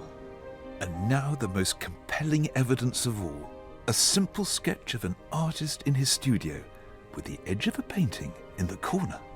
It's emotionally slightly different. I mean, this guy is tearing his hair out. He's having a sort of artistic nervous breakdown. Yeah, there's despair. But the point is, look at the composition, look at the whole concept. An artist, picture, deep agitation, in need of consolation. But he's thought about that, hasn't he? Yes. He's done that earlier. Yes, yes. And look here, the curiosities on the wall behind. Well, of course, that's a really good point. These are props around him, very much like your picture. What you've got here shows he was heading in the direction of your painting. I can't even believe that this exists and that you could find it. It is a miracle. They have come to us at a wonderful moment. I mean, we didn't have provenance. There's a great gap. We needed something. And I think we're looking at an astonishingly transformative piece of evidence. Oh, wow. That's extraordinary.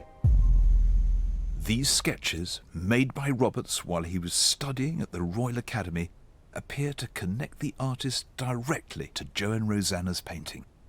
Could this be the final evidence that we need? We've arranged to meet Joe and Rosanna at a Sydney restaurant. Our investigation is almost complete. But with Joe now up to speed on the latest discoveries, emotions are running high. We wanted to have this moment together to celebrate what is a fantastic day, incredible progress. The only thing I would say, I hate even saying this, is that Philip and I, over the years making this series, we have been here before, where all the evidence has been so strong, and we have made such good progress, but then the painting has not been authenticated. All the news that we're discovering is moving forward.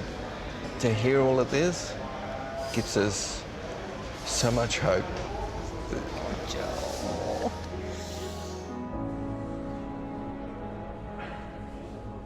Well, we have done as much as we can.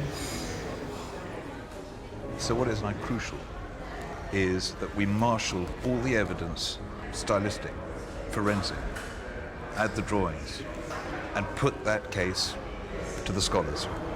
Will you have our blessing?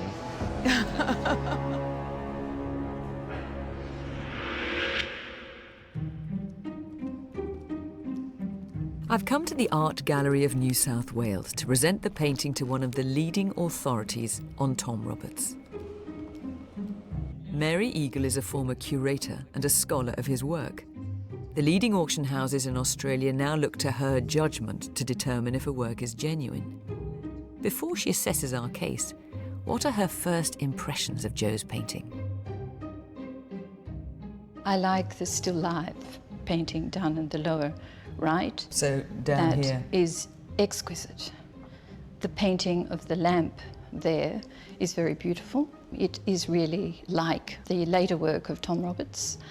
I also particularly like the composition. I dislike the painting of the figure. I think he dominates the scene in an almost troubling way. At least to me it's troubling because I think not well painted. Tom Roberts became a very, very good painter of faces, but this face is slabby. It looks like moulded cottage cheese rather than... Well, it does. We show this to Tom Roberts' great-granddaughter, and she felt very strongly that it's a self-portrait, that this is actually Tom Roberts himself. It certainly looks like him. Well, it strikes me as being 80% of young men at that time. I'd be disappointed if Tom painted himself. It would make this a confessional painting, and I don't think he was so self-indulgent. Does it trouble you that we have over a century of missing provenance when it comes to this painting? We have not managed to establish a paper trail that goes from our current owner back to the brush of Tom Roberts. There's just a big gap there. It's very disappointing because let's say someone has faked it. Let's say they used his sketchbooks, used early paintings, knew exactly what women wore at that time. The scientific analysis is very useful. Provenance would really cement the picture, wouldn't it? And we don't have that provenance to give you, I'm afraid. Well, I'm sorry about that. What a pity.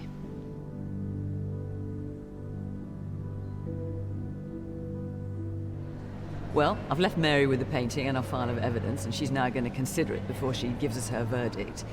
There are some things about the painting she clearly liked very much, others that she really didn't, and I was a bit taken aback by how much she didn't like the figure of the artist himself, particularly the face.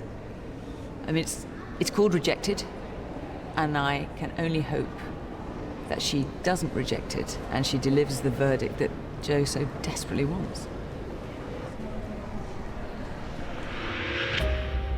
Over the course of this investigation, we found some compelling new evidence.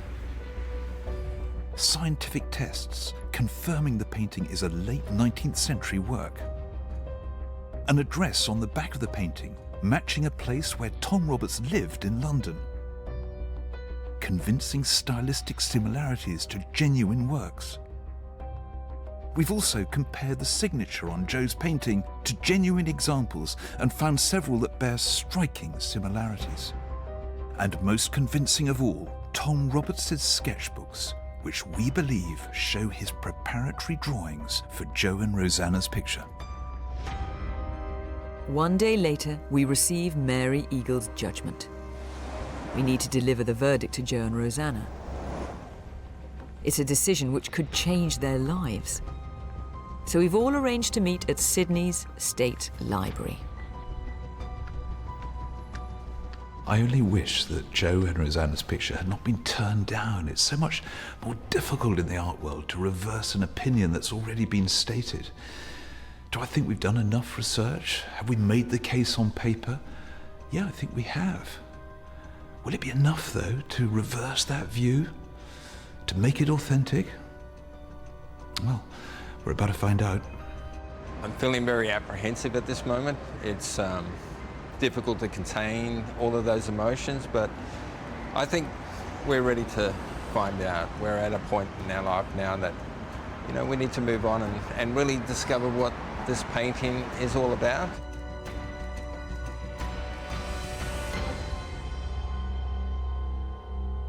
Okay, Joe and Rosanna, we've now got to the end game, and in this envelope here, we have the answer. Are you ready for it? We're ready. Yeah. Mm-hmm. Okay.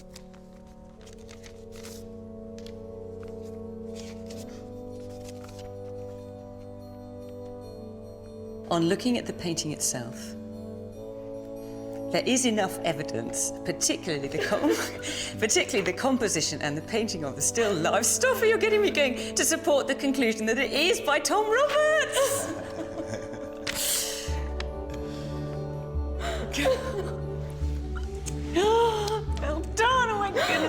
thrilled for you. I can read the rest of it now. Oh, it fills a gap in what we know about Tom Roberts, and I think it might be the first of his paintings that shows signs of his greatest traits, the expression of feeling. That trait may be overstated here, but he was to achieve some of Australia's greatest paintings. Oh, Joe, look. Say something, Joe. I mean, that's just amazing to hear that. I mean, wanted to hear that for so long.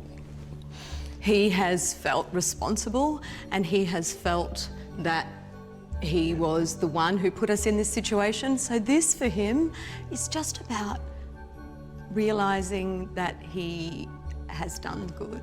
It's redemption. It's redemption, Joe. I wanted to contain, I've said it's time for me to put all those feelings into a box and put it away.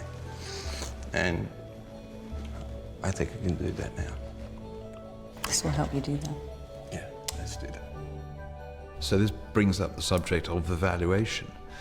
And what are we dealing with here? Well, a pivotal early work by a man who went on to become the father of Australian Impressionism. There are Australian collectors who would love this, and also museums. We must be talking about a price in excess of £200,000. That's just amazing. That is wonderful. And this is yours.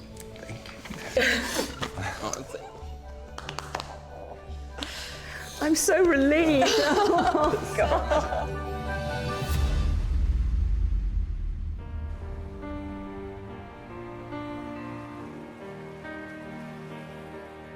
My overwhelming feeling at the end of all that, having come to the other side of the world, is relief. Relief for Joe, relief that this painting he believed in for so long has come good. And as I read that verdict out to him, I could almost see him stand taller and his back grow straighter. And he is now proud of what he's achieved. Which is a great result. And there's another aspect to all of this. It's only by spending time here in Australia that I realise how important Tom Roberts is to the history of art out here. And in a sense, we've put back a missing building block. Or put it another way, a painting called Rejected is now accepted. If you think you have an undiscovered masterpiece or other precious object, contact us at bbc.co.uk/fake or fortune.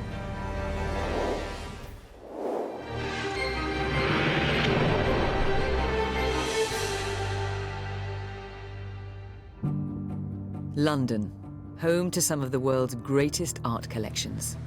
For art detectives on the hunt for a lost masterpiece, there's no better training than getting up close and personal with the greats. And if there were a world ranking of artists, one name would be near the top. So here is Gaugin. And when I think of Gaugin, this is exactly what comes to mind. And Gaugin is one of those artists that gets the blood boiling for collectors and curators across the world. Gaugin, Tahitian Gaugin from 1896. I shall bring the hammer down at £7,300,000. Born in Paris in 1848, Paul Gaugin worked as a stockbroker, just painting in his spare time. Yet by the early 1880s, his work was being exhibited alongside the Impressionists. He would eventually abandon his family to pursue the life of a bohemian artist. Self-centered and impulsive, a hedonist who sunk to the depths of depravity. Famed for his bold experimentation with colour, Gaugin is best remembered for his scenes of native life in Tahiti, which he first visited in 1891. He died penniless and disease-ridden in his tropical paradise in 1903. Even though he struggled for money throughout his artistic career, one of Gauguin's Tahitian paintings, back in 2015, sold for what's thought to be $200 million, making it one of the most expensive paintings ever sold. And frankly, one can see why. Demand for Gauguin's work has never been higher, and we've been contacted by 2 viewers who each think they're in possession of something special. I mean, I've always wanted a Gaugin or Fake or Fortune, but it's always the way. You wait ages for one, and then 2 come along at the same time.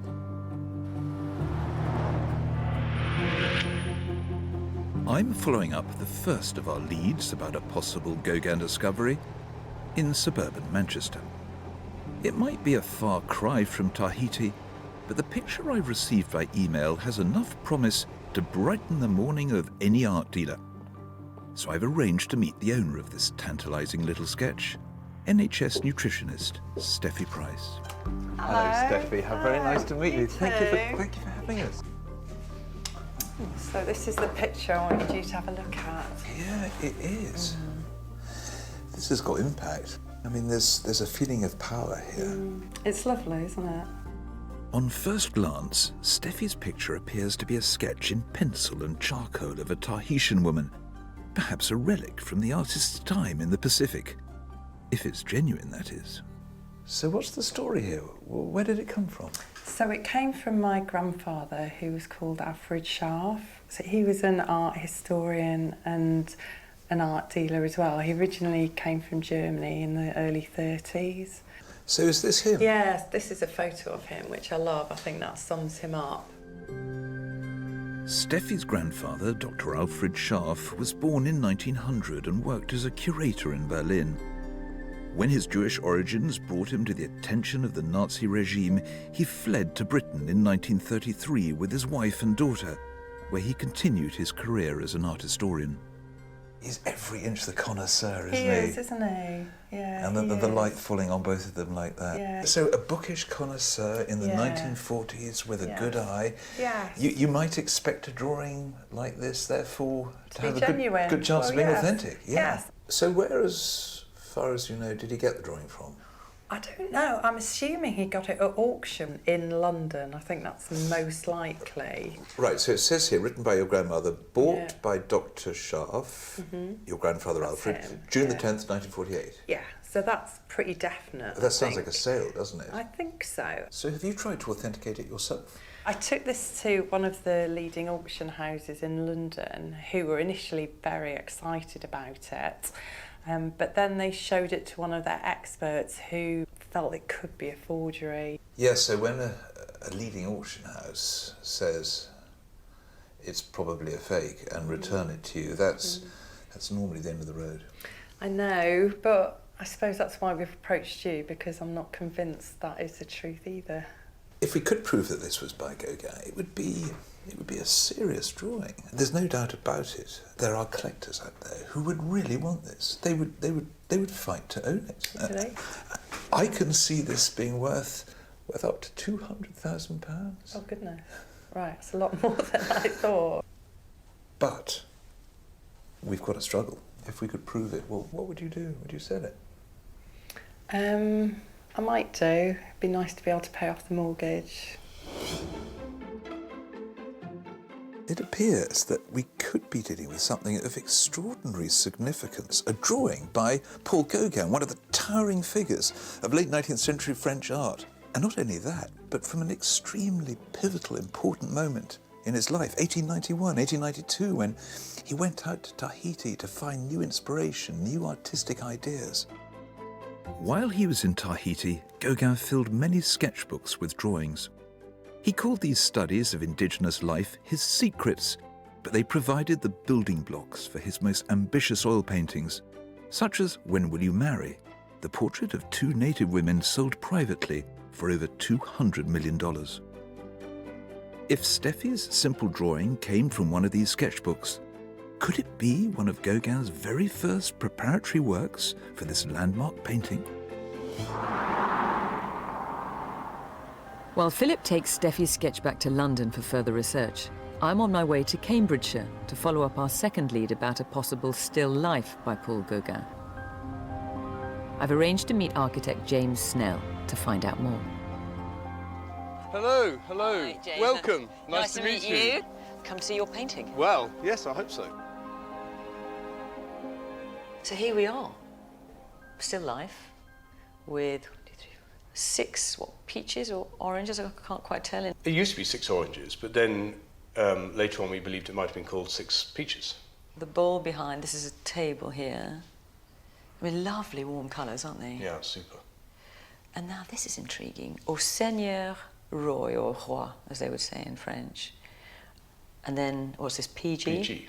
we hope, for Paul Gaugin. We do indeed. How did this painting come into your family? It was given to my parents by Dick Rykins, who lived further down the lane than my parents' house. Dick was a close friend of the family, and I have a picture here. You can see Dick Rykins standing in front of the house down the lane that he had just, or was doing up. There he is, there's Dick, there's my mother and my father, and he had inherited from his father, Sir Paul Rykins. Sir Paul Rykins was a Dutch businessman who in 1930 had presided over the merger of two companies to create the multinational giant Unilever. As the founding chairman of the firm, he could afford to shop for the finest art. Someone like Sir Paul Rykins, one assumes, would only have bought from the very top, most reputable dealers. We would have thought so, yes. And there was a sticker on the back.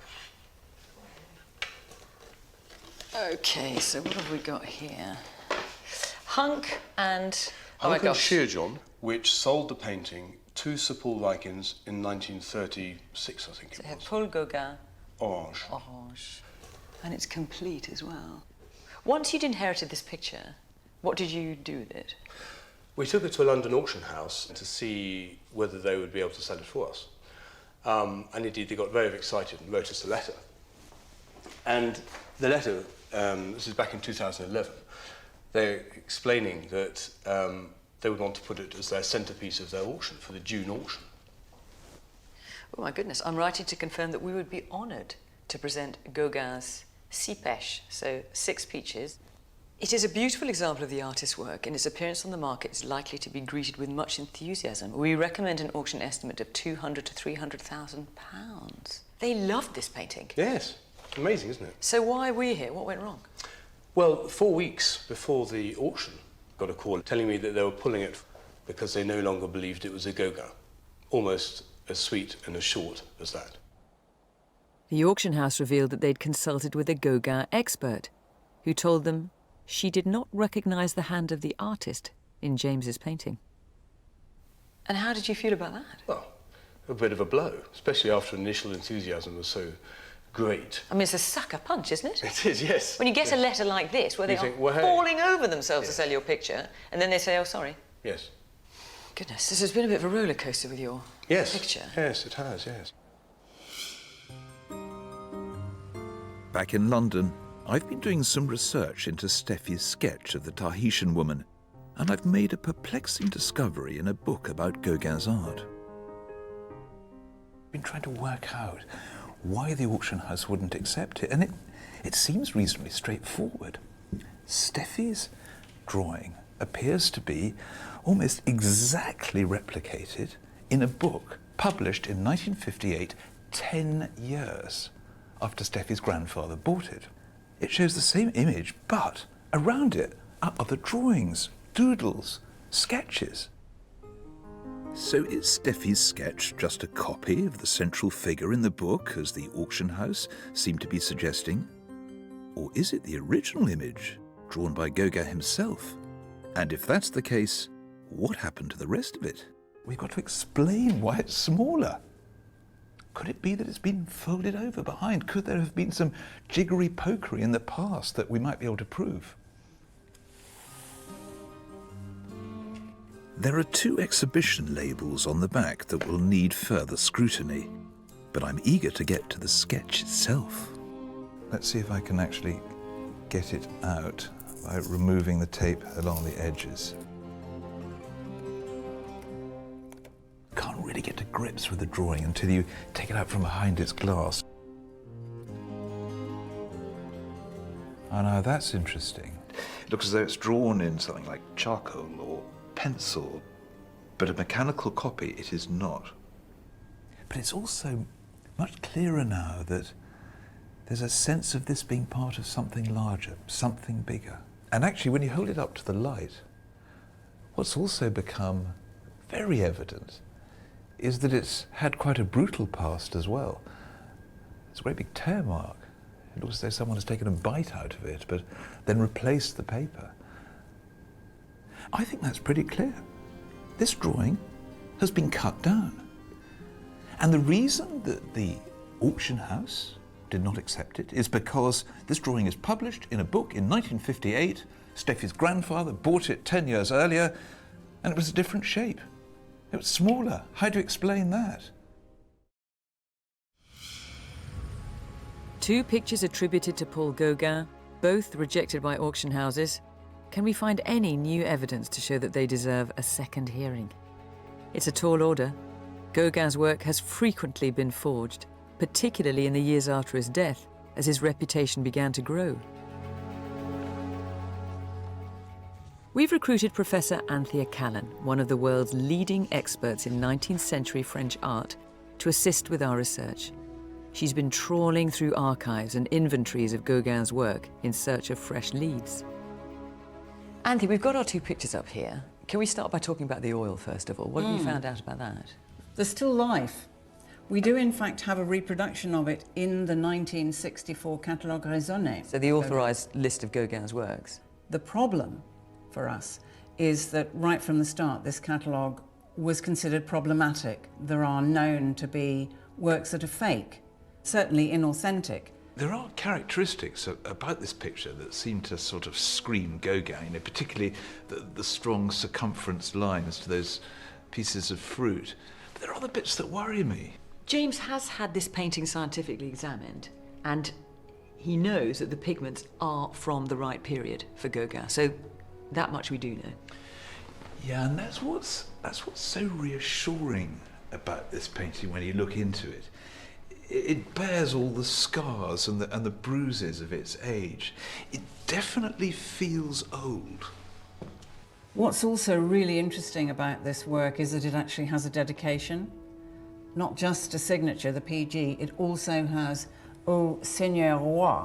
When I saw that name on James's painting, I did a bit of research, and I thought that was rather encouraging because Seigneur Roi is Louis Roi, who was a friend of Gauguin's, a fellow artist. Here we have him.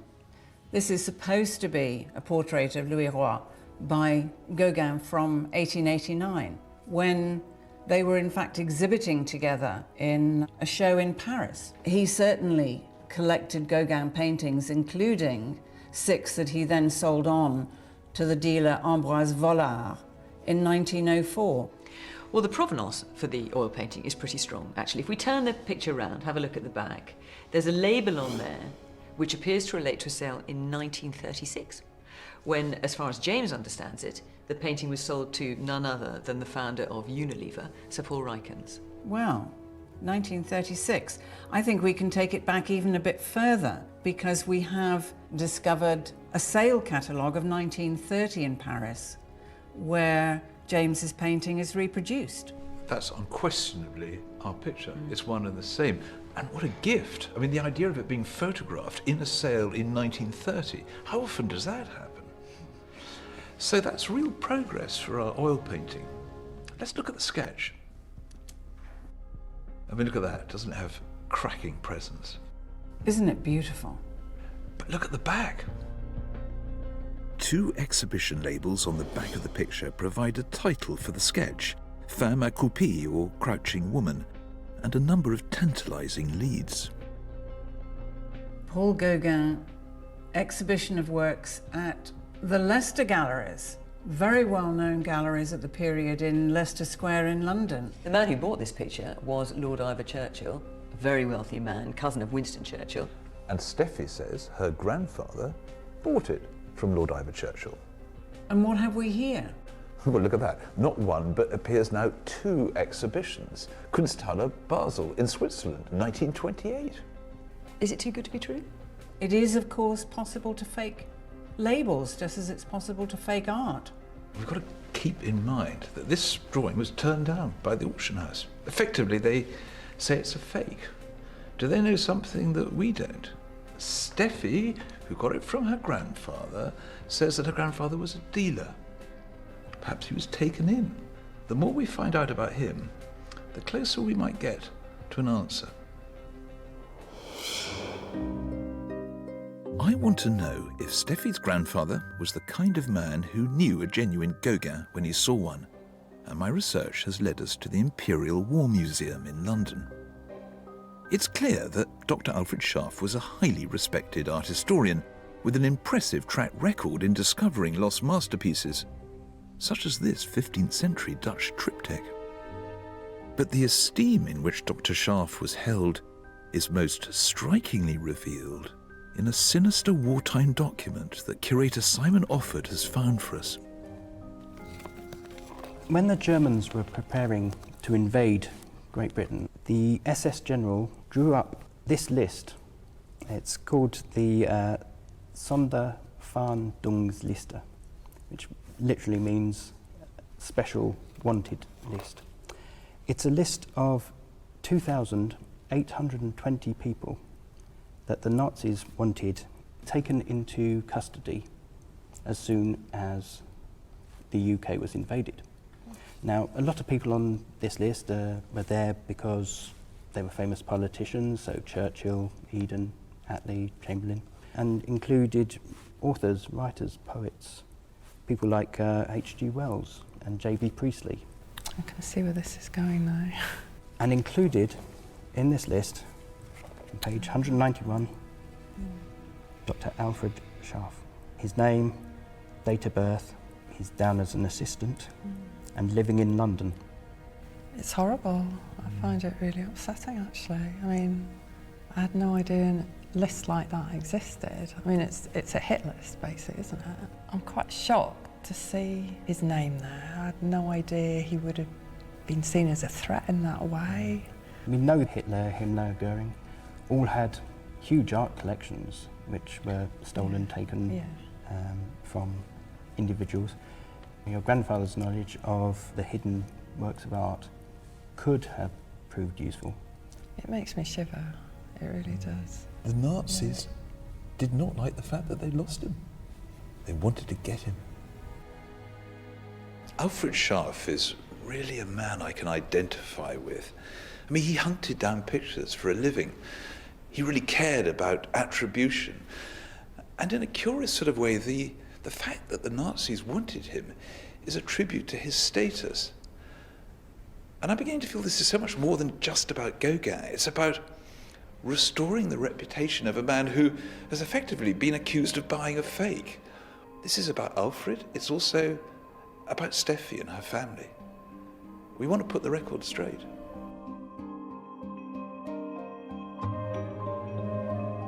While Philip continues his research into Steffi's sketch, I've been digging deeper into the origins of the still life owned by James Snell.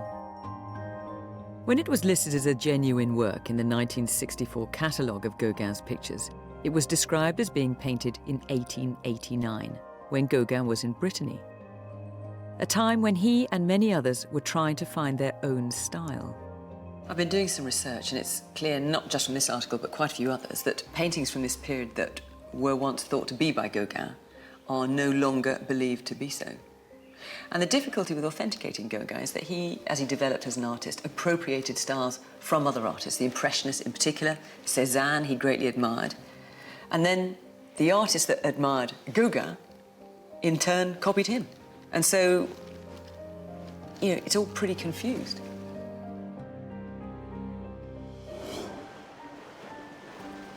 I want to find out more about the work Gaugin was doing in the late 1880s. So owner James and I are following in his footsteps to Brittany. Gaugin was drawn to this wild and primitive part of northern France and settled in Pont-Aven in 1886, quickly establishing himself in the town's small colony of artists. It was here that Gaugin developed a more bold and distinctive style, thanks in part to his friendship with fellow artist Émile Bernard. I'm keen to know whether James's painting fits the pattern of Gauguin's work from this period.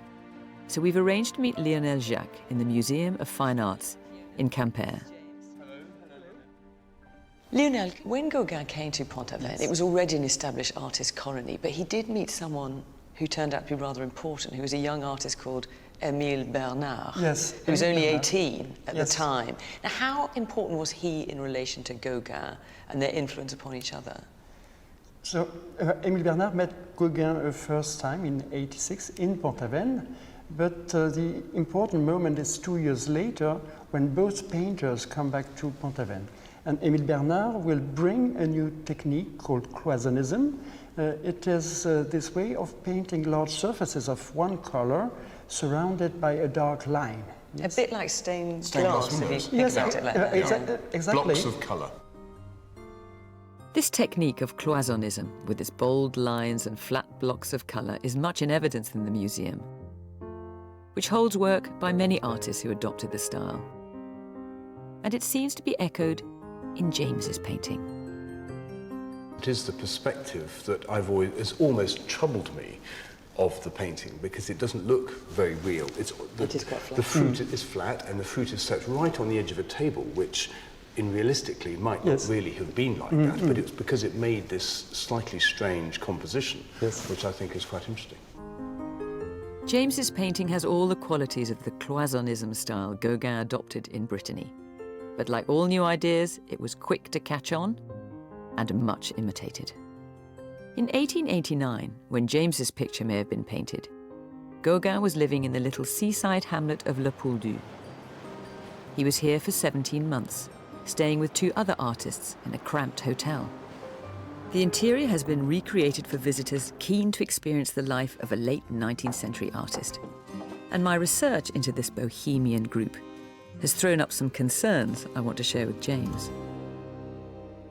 James, I wanted to bring you here because I think this is where we can really feel what it was like for Gauguin and his fellow painters when they all got together here in Britain and they were painting and exploring and finding new ideas. And if you think about it, when they were in here, when the weather was inclement like it is today, they would come indoors and paint still lifes. Yeah, I mean, basically it means that they're going to be something that is very similar in their work if they're painting such the same scene with the same light and indeed cross-fertilisation of ideas. Exactly, which is why I wanted to show you this. This is a painting by Gauguin, and we've done a little sort of approximation of it with the onions and the apples and the ceramic vessel there. So that's by Gauguin, and that is by de Haan, Mayer de Haan, the Dutch artist who was here and a great friend of Gauguin's. Of the same... Of exactly the same. Yeah, the bread, isn't it? the onions, the apples. Just painted from a different angle, different... Very slightly different.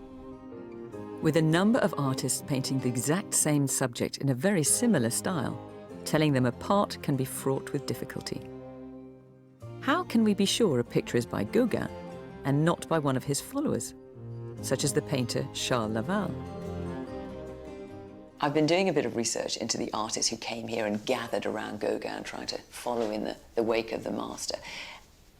And some troubling things have emerged. So take an artist called Charles Laval, for example. He ended up travelling with Gauguin to Martinique at one stage. The catalogue raisonné, the authorised list of Gauguin's works that was produced in 1964, 24 of the works in there, which were attributed to Gauguin, have emerged to be by Charles Laval. You've got a chap called Émile Bernard, great admirer of Gauguin's. To his horror, he found out by going to an auction that one of his own works had been passed off as a Gauguin, and someone had stuck a Gauguin signature on the bottom of it. And then there was a number of paintings by his mates here at Le Pouldu and also at Pont-Aven. And then later on, their paintings got thoroughly mixed up. Who these days has heard of Émile Bernard, Charles Laval? Very few people. Well, compared to Gauguin. Compared to Gauguin, his name, he's a global phenomenon. Yeah. It's a rather intriguing situation, though, that these fellow artists of Gauguin have ended up producing fakes. Yeah. Either because people have later on taken their pictures and put Gauguin on the bottom. To raise its value. To raise the value. Or perhaps, and there are some question marks only over 1 or 2 of them, that they put Gauguin on there themselves. Yeah. We shall see. So this great fraternity of artists may have actually led to something slightly darker. Yes, I can see that. Our visit to Brittany might have helped us understand the way James's painting looks, but it's thrown up new doubts about just who painted it. I am slightly confused, the fact that paintings are, one day they can be authenticated to be by a particular artist, and the next day not. That's what I find most frustrating. I'm still remaining incredibly open-minded about the future of our painting. We haven't allowed ourselves the luxury to think that it could be anything but the painting we have at the moment. Back in London, I've been doing further research on our other Gauguin contender, Steffi's sketch. One of the labels on the back of the picture shows that it was exhibited and sold in 1931 at the Leicester Galleries in London. Founded in 1902 by Cecil and Wilfrid Phillips, the galleries specialised in French and British art until its closure in 1977. Its archives are still maintained by Cecil's grandson, Christopher, and he's agreed to search for any record of Steffi's sketch in the company's ledgers. Hi, Christopher. Hi. Have you managed to locate the specific ledger that relates to this period of the Leicester Galleries activity? Yes, I found the ledger, and we must see if it corresponds to the labelling. Gosh, they're wonderful, these books, aren't they? I mean, they're all on computer these days. Here's the entry. Okay, this is very clear. It's headed up Paul Gaugin. So this is obviously sales relating to him. There is a list of the purchasers, and casting my eye down, Lord Sandwich bought one, someone called Jameson, someone called Pollock. Here we are, Lord Ivor Churchill. He was busy that day because this left-hand column seems to relate to the pictures he bought. 3 that day, 3 drawings. Here we've got femme accroupie, crouching woman. That would seem to describe exactly our drawing. It's so reassuring to see the sale of Steffi's sketch recorded in the ledger. And I'm keen to find out where the Leicester Galleries got the picture from. Can you tell me anything about the context of the sale? Well, this was from the Durieux collection of Paul Gaugin, and here's the catalogue. You've just mentioned a name that I think refers to a label on the back of our picture, Durieux. Well, this is Durieux's collection of Paul Gaugin. He was a personal friend of his. Christopher has managed to find the original catalogue for the 1931 Gaugin exhibition at the Leicester Galleries, and it contains a fascinating entry for Crouching Woman. Here it is, number 46, femme accroupie, crouching woman. Study for the picture, Nafia fa ipo ipo. Those few typewritten words are hugely significant. They declare that Crouching Woman is actually a preparatory work for Nafea Fa Ipo Ipo, the Tahitian title of the Paul Gauguin oil painting, better known as When Will You Marry? One of the most expensive paintings ever sold.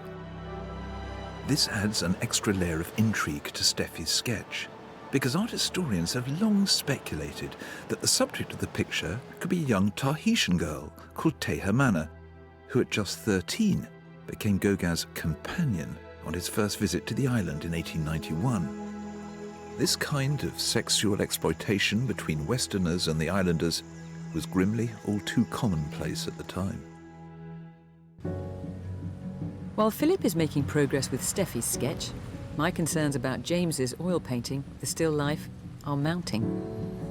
Although scientific tests confirmed the pigments are consistent with a late 19th century work, I'm keen to look deeper. So I've arranged to meet Aviva Burnstock, Head of Conservation at the Courtauld Institute of Art in London. Hi, Aviva. Hello, good to see you. And you. One of the strongest connections between the picture and Paul Gauguin is the painted inscription to the artist's friend, Au Seigneur Roi. But is it all it seems? I think you can see quite clearly here that the inscription paint is on the very top surface. You see how brushy it is?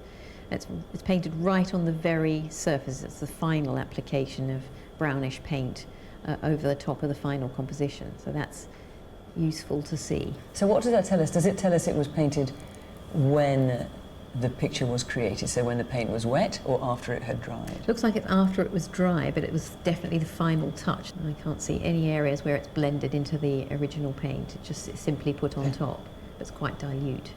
Could the inscription have been put on by someone other than the artist? It's quite possible. And it could be not long after it was painted or many, many years after it was painted? It could. Under closer scrutiny, Aviva can see that the inscription was applied over cracks in the underlying paint, suggesting that the picture had time to dry and crack before the dedication to Seigneur Roi was applied. So was the inscription merely added by Paul Gauguin long after he'd finished the picture, perhaps as a more personal touch for a gift? Or might it have been added by someone else to make an unknown painting look like a work by Gauguin? To find out, I've asked handwriting expert Adam Brand to compare the PG signature on James's painting with those on Gauguin's recognised works. How do they compare? So Adam, as you know, we've got some concerns about James's painting Still Life with Oranges. Now, what are we seeing here? These are all authentic Gauguins, Yes, are they? yes. I mean, they all look so different. Yes, I mean, some of these P's miss the top. They don't even look like P structures. Some have a rising point at the middle of the G and then go down relatively straight. You have other Gs, they're just S shapes, as you see down here. Yeah. So there is tremendous variety in the authenticated Paul Gauguin initials. So taking our particular PG and comparing it to what we know is an authenticated PG on a Gauguin painting, what have you been able to find out? There is one thing that you look at, which is always what is going on in terms of the stroke. And when you compare the stroke, there is a noticeable difference. This on the left is the P from the question signature. The actual structure stops in the middle. It has a sort of moustache structure. There is no attempt to swing round and make that P formation. And the fact that this is so jagged around the outlines here, does that suggest a tentativeness? Yes, you're not getting the fluency. You're getting the stops, the break, the change in pressure. You're getting, obviously, changes in pressure here, but the smoothness is much clearer on this particular letter. And with a faker, you would expect the signature to be more tentative, wouldn't you? As opposed to sort of dashing it off if you're the actual person. Yes, absolutely. OK, what else have you looked at? Now, if we look at the G element of Paul Gauguin, again, there are quite noticeable differences, because in the authenticated Paul Gauguin, you have this lift at the end coming down to a straight line, not necessarily vertical, but it has a lift, a covering stroke, and then that straight quality. With this question painting, instead of lifting, it goes straight in. It seems to curve a bit more than the known Paul Gauguin paintings. And that's why I feel so strongly that this is by a different person to Paul Gauguin. Even before today, we knew it had problems. And now we have Adam, who's looked at this signature, and he clearly doesn't think the signature is genuine. That on its own is not conclusive evidence, but nonetheless, we are building a picture here of a painting that looks like it's by someone other than Paul Gauguin. And I know James is going to be so disappointed. Doubts about the authenticity of the still life are mounting up. We've discovered that James's painting first came to light in 1923 in a sale at a famous Parisian auction house, Hôtel Drouot. The trouble is, only a handful of Gauguin works from this sale can still be traced, and they're now considered highly suspicious.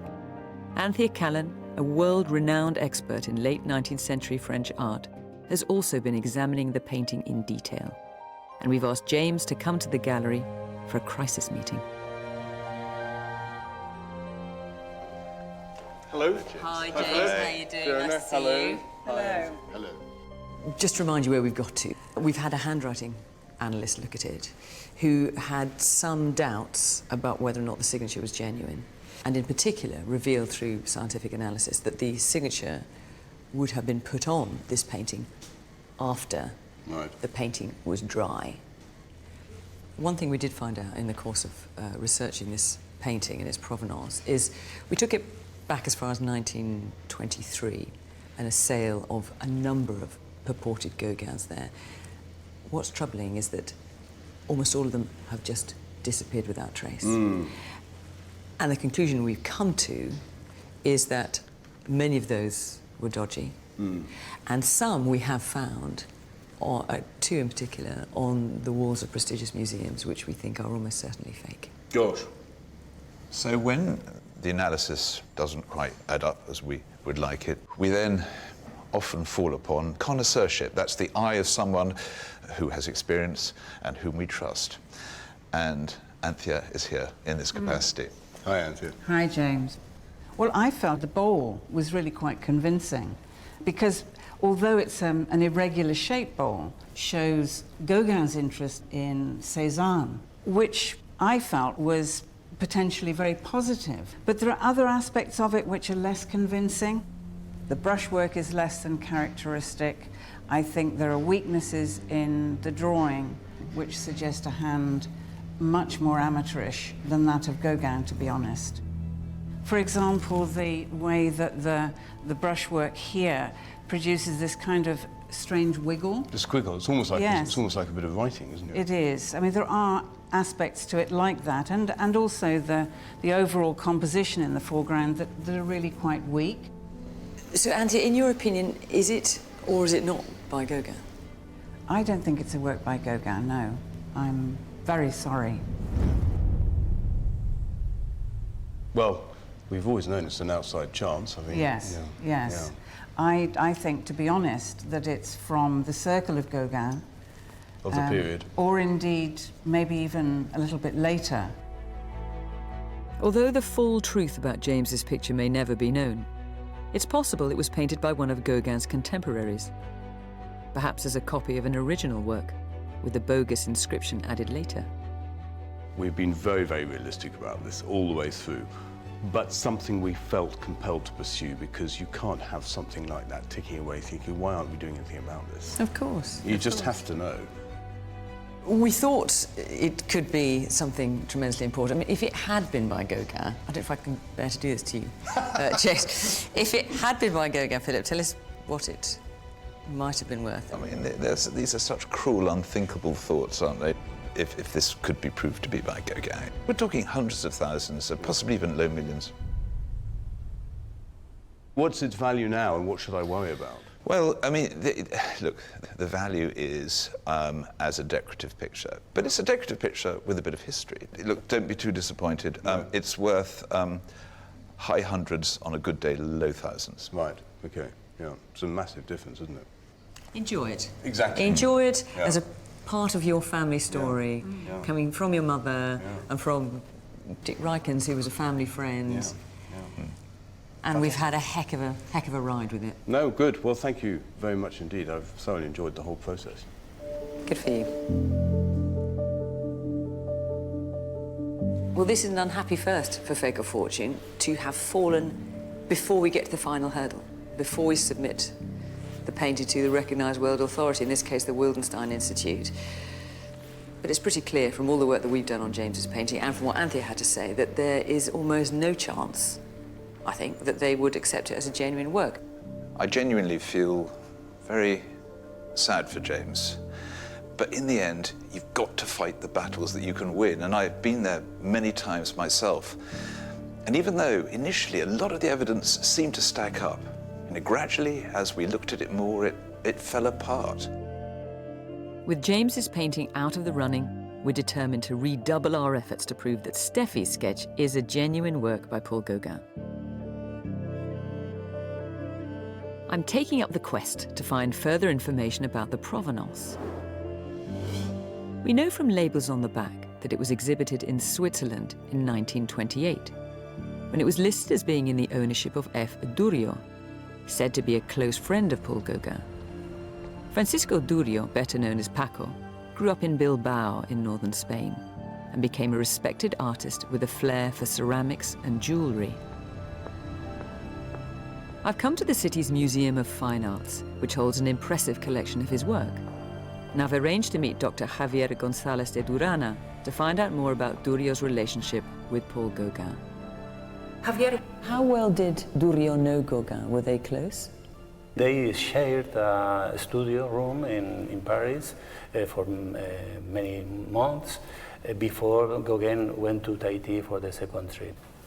And was Durio a great admirer of Gaugin? Yes, Gaugin was God to him. Yeah, that's why, as a proof of the friendship between them, that's why Gaugin gave as a gift the incredible amount of pieces that Durio has. How many artworks did Gaugin give to Durio at that time? I think 120. Durio never bought a single work by Gaugin. He had no money. In 1893, Gaugin returned to France after his first visit to Tahiti and resumed work in his Paris studio. By the summer of 1895, though, he was preparing to return to his tropical paradise And Javier's research reveals that it was at this point that he presented Durio with the sketchbooks from his first trip, perhaps considering them of little value. In the years after Gauguin's death, though, museums and collectors began to realize their true worth.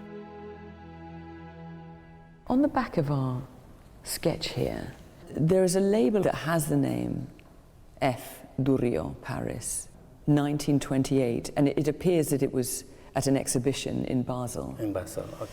And I just wondered if you could shed any light on that. Yes, we have the catalogue of that temporary exhibition in Basel, and if we check the list of pieces, Cauernde, Frau, which means crouching woman, this is the drawing you have in your hands. As provenance trails go, this one is compelling.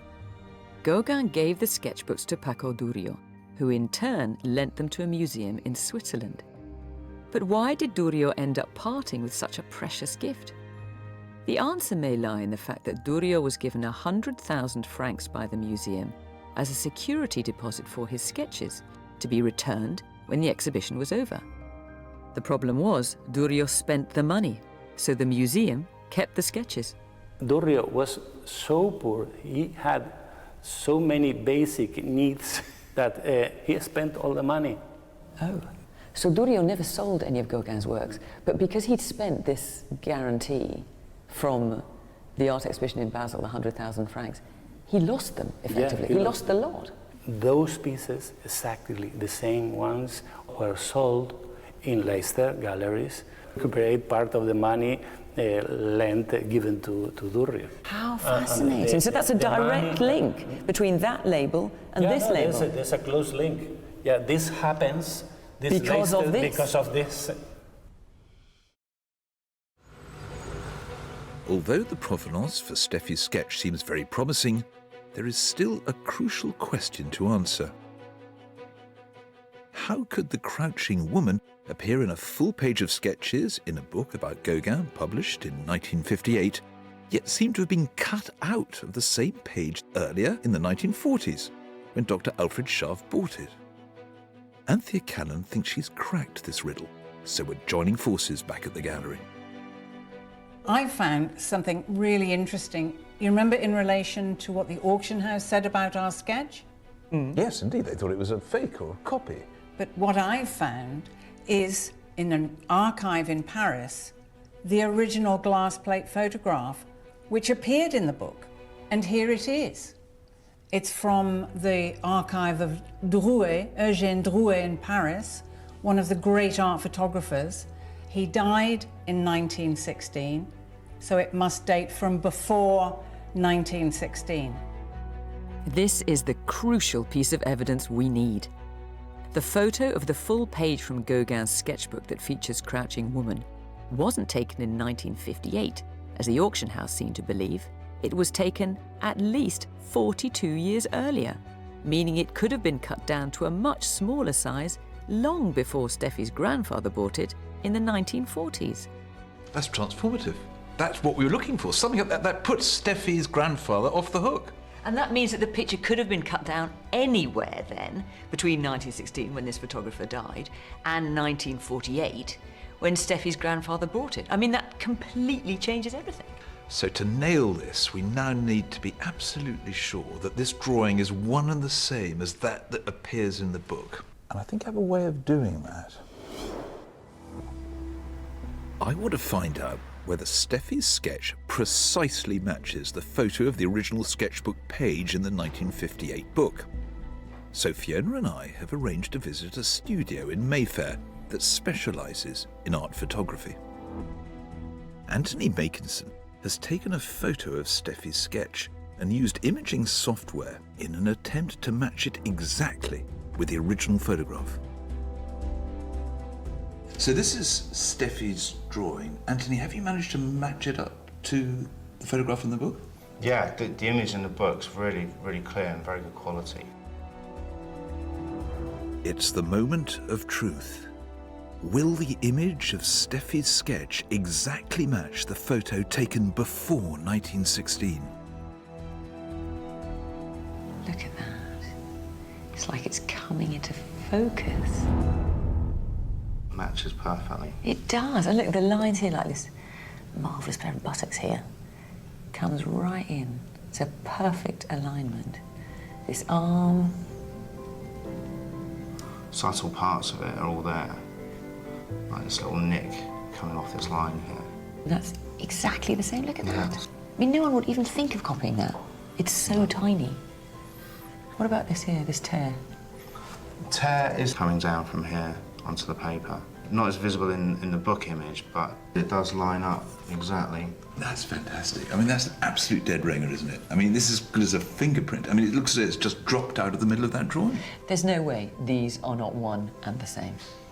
And given we know that this is a drawing, frankly, it's impossible to conceive of even the most sophisticated forger or artist replicating this with such exactitude. We've almost removed any doubts about Steffi's sketch, but there's one final reservation we need to lay to rest. The fact that it appears to have been cut down in size has always raised suspicion, and I'm keen to find out if any other genuine Gaugin works have been tampered with in this way. Steffi and I have come to Paris to visit the Musée de Quai Branly, the city's museum of indigenous art, which also houses a small collection of works by Gaugin, including pages from his Tahiti sketchbooks. So, Steph, I wanted you to particularly see these true drawings. Now, they are by Gaugin. They are 100% authentic. Oh, wow. But all of these share something in common. They are sketches done, I think, from life. These are little bits of information that he could then use later on to work into his pictures. But I want you to have a look at this one in particular. Mm-hmm. Notice how the figure is placed on the page. Do you see how a bit of her elbow is missing? Yeah, it looks like it's been trimmed down that side, doesn't it?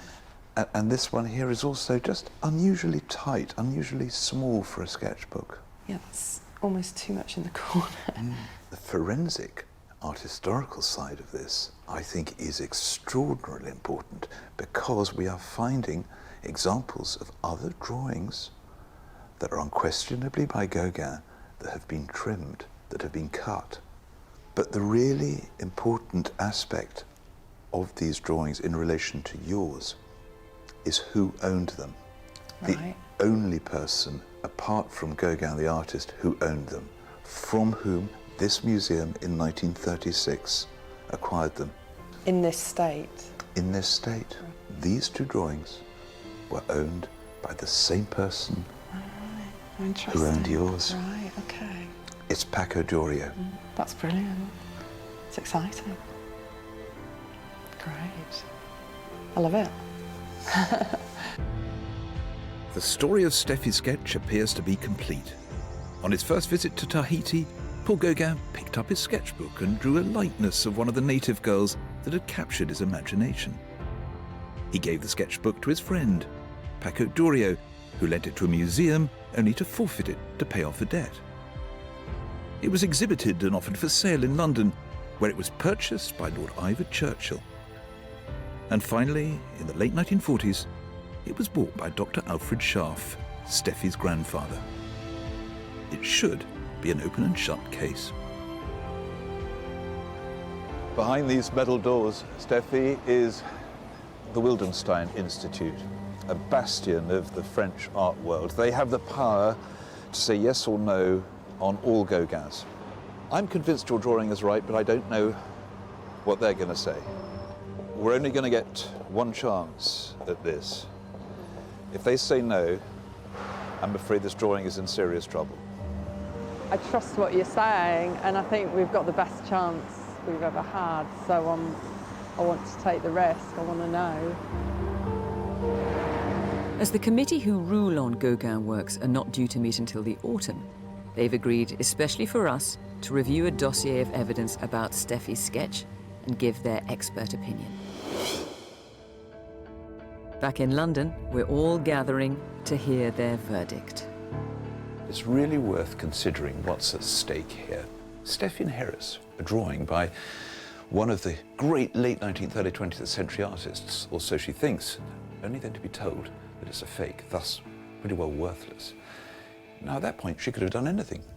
Sold it for nothing, given it away. A bit like one of those lottery tickets that might be a winner, but you're told it's the wrong numbers, so you just discard it. It was so disappointing about James's painting, and everything now rests on Steffi's sketch. If it is genuine, it's likely to be one of the very first sketches that Gaugin did for his masterpiece, When Will You Marry? One of the most expensive paintings ever sold. But I've been disappointed before.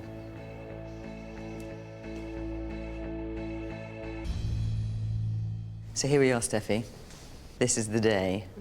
Are you feeling a little bit nervous? I am, yes, to be honest. I'm not surprised. Well, Steffi, if this can be proved to be a genuine work by Gaugin, for such an important picture, we could be talking 200,000, possibly in excess of that. There is clearly an awful lot riding on this. The Wildenstein Institute made a special case for you and have sent us a letter, which you've got. A letter which I hold in my hand. Right, go on. Are you ready? Yeah. Well, it starts. The next committee is still foreseen in the fall. The precise date is still unknown. Right. So that's the official committee meeting. Right. Of course, by then, the Gaugin committee will gladly make a statement as to the inclusion of this drawing in the catalogue. Really? That's it. Oh, that's it. That is it. Thank you.